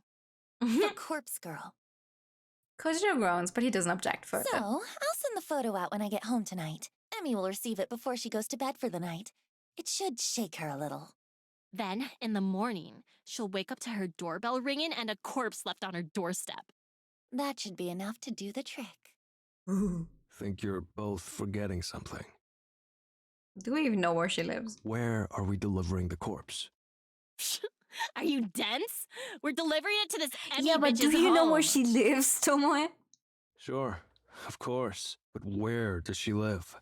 Got her address? Oh. Ah, shit. A hole in the plan, a massive flaw that we completely overlooked. Our stunned silence is the only answer Kojiro needs. This whole thing is a bust. Kinda disappointed in you, Noriko. Thought Corpse Girl was some mastermind. Some genius worth Clown worshipping. fiesta. I don't have a response to the comment. Bile begins to rise in my throat as a pit opens up inside my stomach. Turns out everything so far has been sheer luck. Well, I'm out. Oh, come on, bro. Use the factory if you want, but I'm not sticking around. Come on, live a little. Kojiro waves half-heartedly and walks away. I can't say anything to stop him. My thoughts are frozen, locked in place, chained down by humiliation and anxiety. Hold up just one fucking second. Of course, Tomoe never fails to grab somebody's attention. Kojiro returns back. We're just getting started here. Of course there's gonna be hiccups. We'll iron out all the details as we go. Don't just abandon Noriko like that. Corpse Girl has done more for me than you'll ever know. That's so? Yeah, it is. So I'm gonna stand by her side. Ooh. If you're a coward, feel free to bow out now. But if Noriko means anything to ya, anything at all, then just swallow your fucking doubts and help her out. Tomoe, I never thought she'd be the one to make a rousing speech, short and simple though it was. Right. Suppose we did make a deal after all? Though, Nothing really stopping me from taking cadavers from the morgue whenever I want now. Still, I guess I'll help you out. Well, the fact that you're not legally allowed to drive the van would be a stopping point, But but if this keeps going astray, I really will walk away. Fine, but follow through on this one victim at least. I managed to gather up enough strength to make a simple plea. Please, I can't do this without you. Okay. Find Emi's address. If Tomoe drives, I'll handle moving the corpse in the morning. And not firmly. Okay, I'll work it out. Thank you, Kojiro. Kojiro waves once again and takes his leave. The heavy steel door at the front of the factory slams shut behind him. Okay, got any ideas? Maybe one. Can you call Shinya? Ask him if he remembers Emi Katsuno from school, and see if he knows where she lives. Shinya? Oh yeah. He said once that you went to school together. Guess he might know Emi too, huh? My thoughts exactly. I'm going to make a call as well. I quickly make a call to Aoi. As the phone is ringing, I look up at the skylight above. The sun has nearly disappeared from the sky and we're running out of light. If there was electricity connected here, we wouldn't have a problem, but if it gets much darker than this, we're going to struggle to apply makeup to the cadaver. Noriko? Hey, me again. Feels like we just spoke this morning, hey? Didn't you? It was this morning. Yeah. Listen, just a quick question. Do you remember Emi Katsuno from school? Katsuno? Okay, that's really freaky, Noriko. Huh? What is? I bumped into Katsuno just today at the mall. Now that is freaky because I said earlier I was thinking maybe they put Aoi up to it. But Aoi talked to Emi out of her own volition and told her about Corpse Girl's website. That's the whole reason that Emi was actually aware of the site. That's everything that happened in the prologue. What the fuck? You're kidding. I'm serious. She was pretty distressed, actually. She just got fired from her job. I see. Actually, it's kind of funny. I spoke with I spoke to Katsuno about it too. Really? Seems like there's someone she wanted dead. Maybe. I'm not sure. Perhaps her boss that fired her? Interesting. Why are you asking about her anyway? Do you know where she lives? It's an odd question, but do you happen to know where she lives? Yes. What? Wait, seriously? Want me to send you her address? Are you going to visit her? I trust Aoi less and less. Oh, Aoi. If you could send her address, Something then I'll serious. really owe you one. Sure, I'll text it through. I didn't think you'd actually know it, but Something I wanted is seriously to ask wrong. anyway. No problem. I followed her home today from the mall, so I guess it worked out well for you.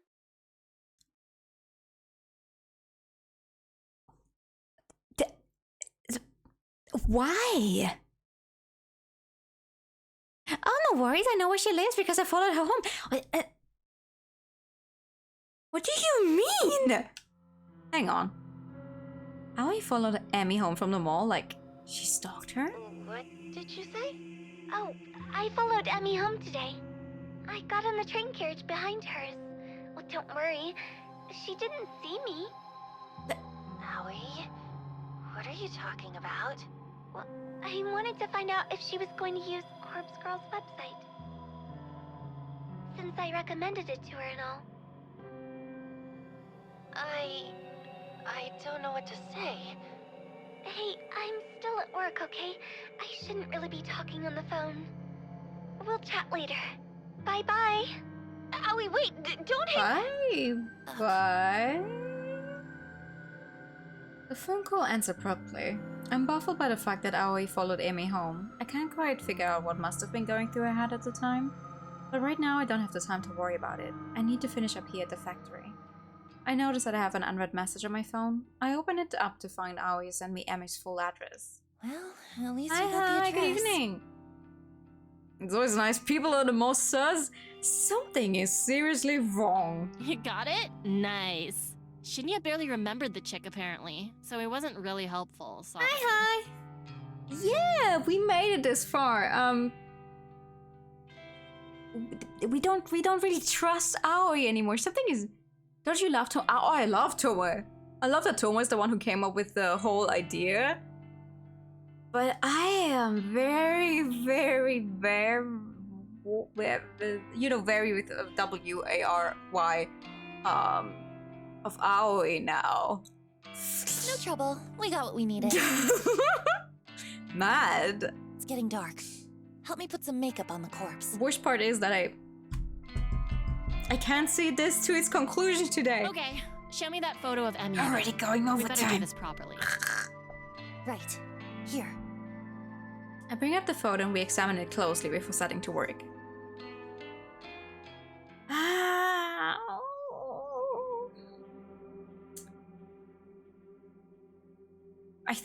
I think the best part would actually to really like stop right here before the next story part happens, before it's like, I know I'm not close to finishing the entire game, but just like this part here of them delivering the body there.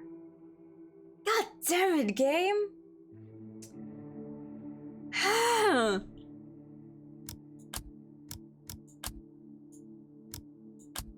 But it is Sunday.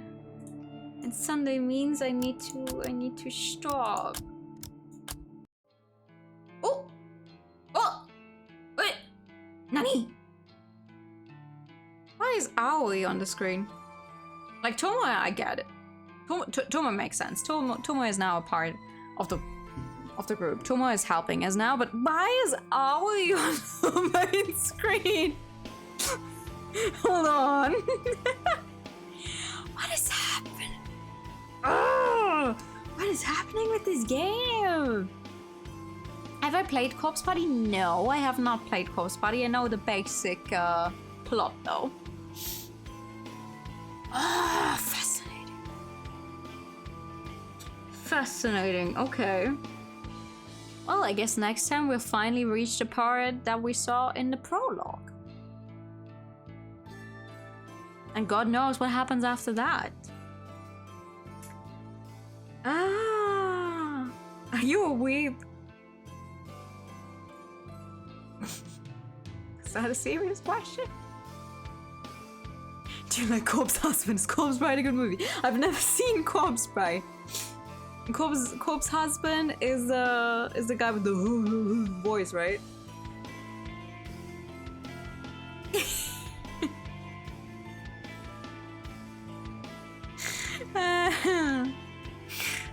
It's a serious question. I mean,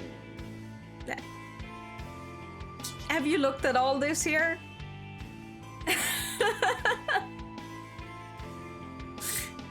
I think the answer to that is pretty self-explanatory. Corpse Bride is a good movie. I haven't seen it. I have to try and hopefully watch it one day. How do you get Corpse Husband to make an appearance on your stream?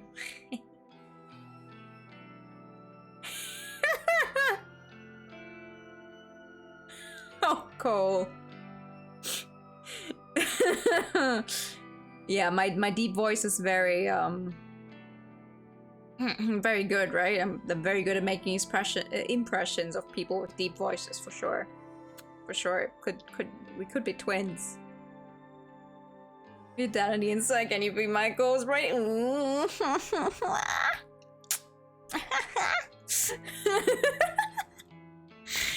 I love this game. It's good at doing impressions. I try. Inu and the evil twin knew. Don't look now. Don't look now, but I think they're right behind me. But don't look. Oh my god. I cannot wait to see what comes up next. I cannot wait to find out why the fuck. Okay, I have two questions. Two questions I do not actually want the answers to. We'll hopefully find out. Why is Aoi on the main screen right now? How involved is Aoi with the whole corpse thing? And why is she not wearing shoes? Everyone else is wearing shoes. Why isn't she? Who took her shoes? Just saying. Just saying. I'm guessing I will find out the first question, hopefully. But the second one, no, maybe not so much. Maybe she just doesn't like shoes. Who knows?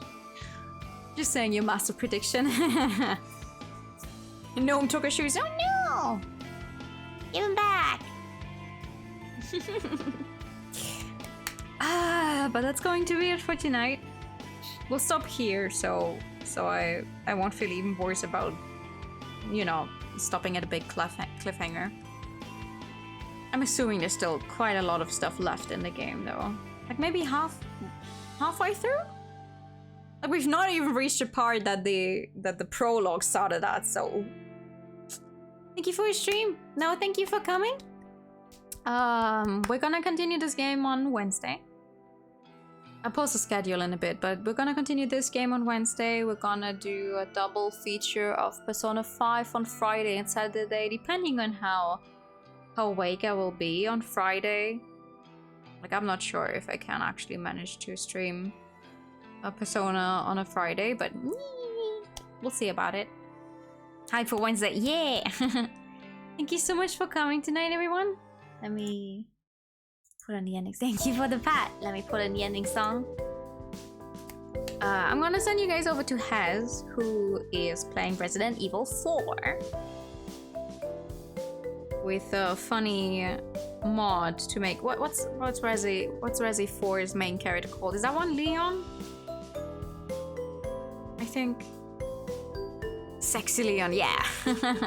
Gonna send you guys over to Hez, who's playing Resident Evil 4. Which I guess doesn't have corpses, but it has zombies. Resident Evil was the one about zombies, right? Thanks for stream. No, thank you. I don't know how to rate. There we go. Rate.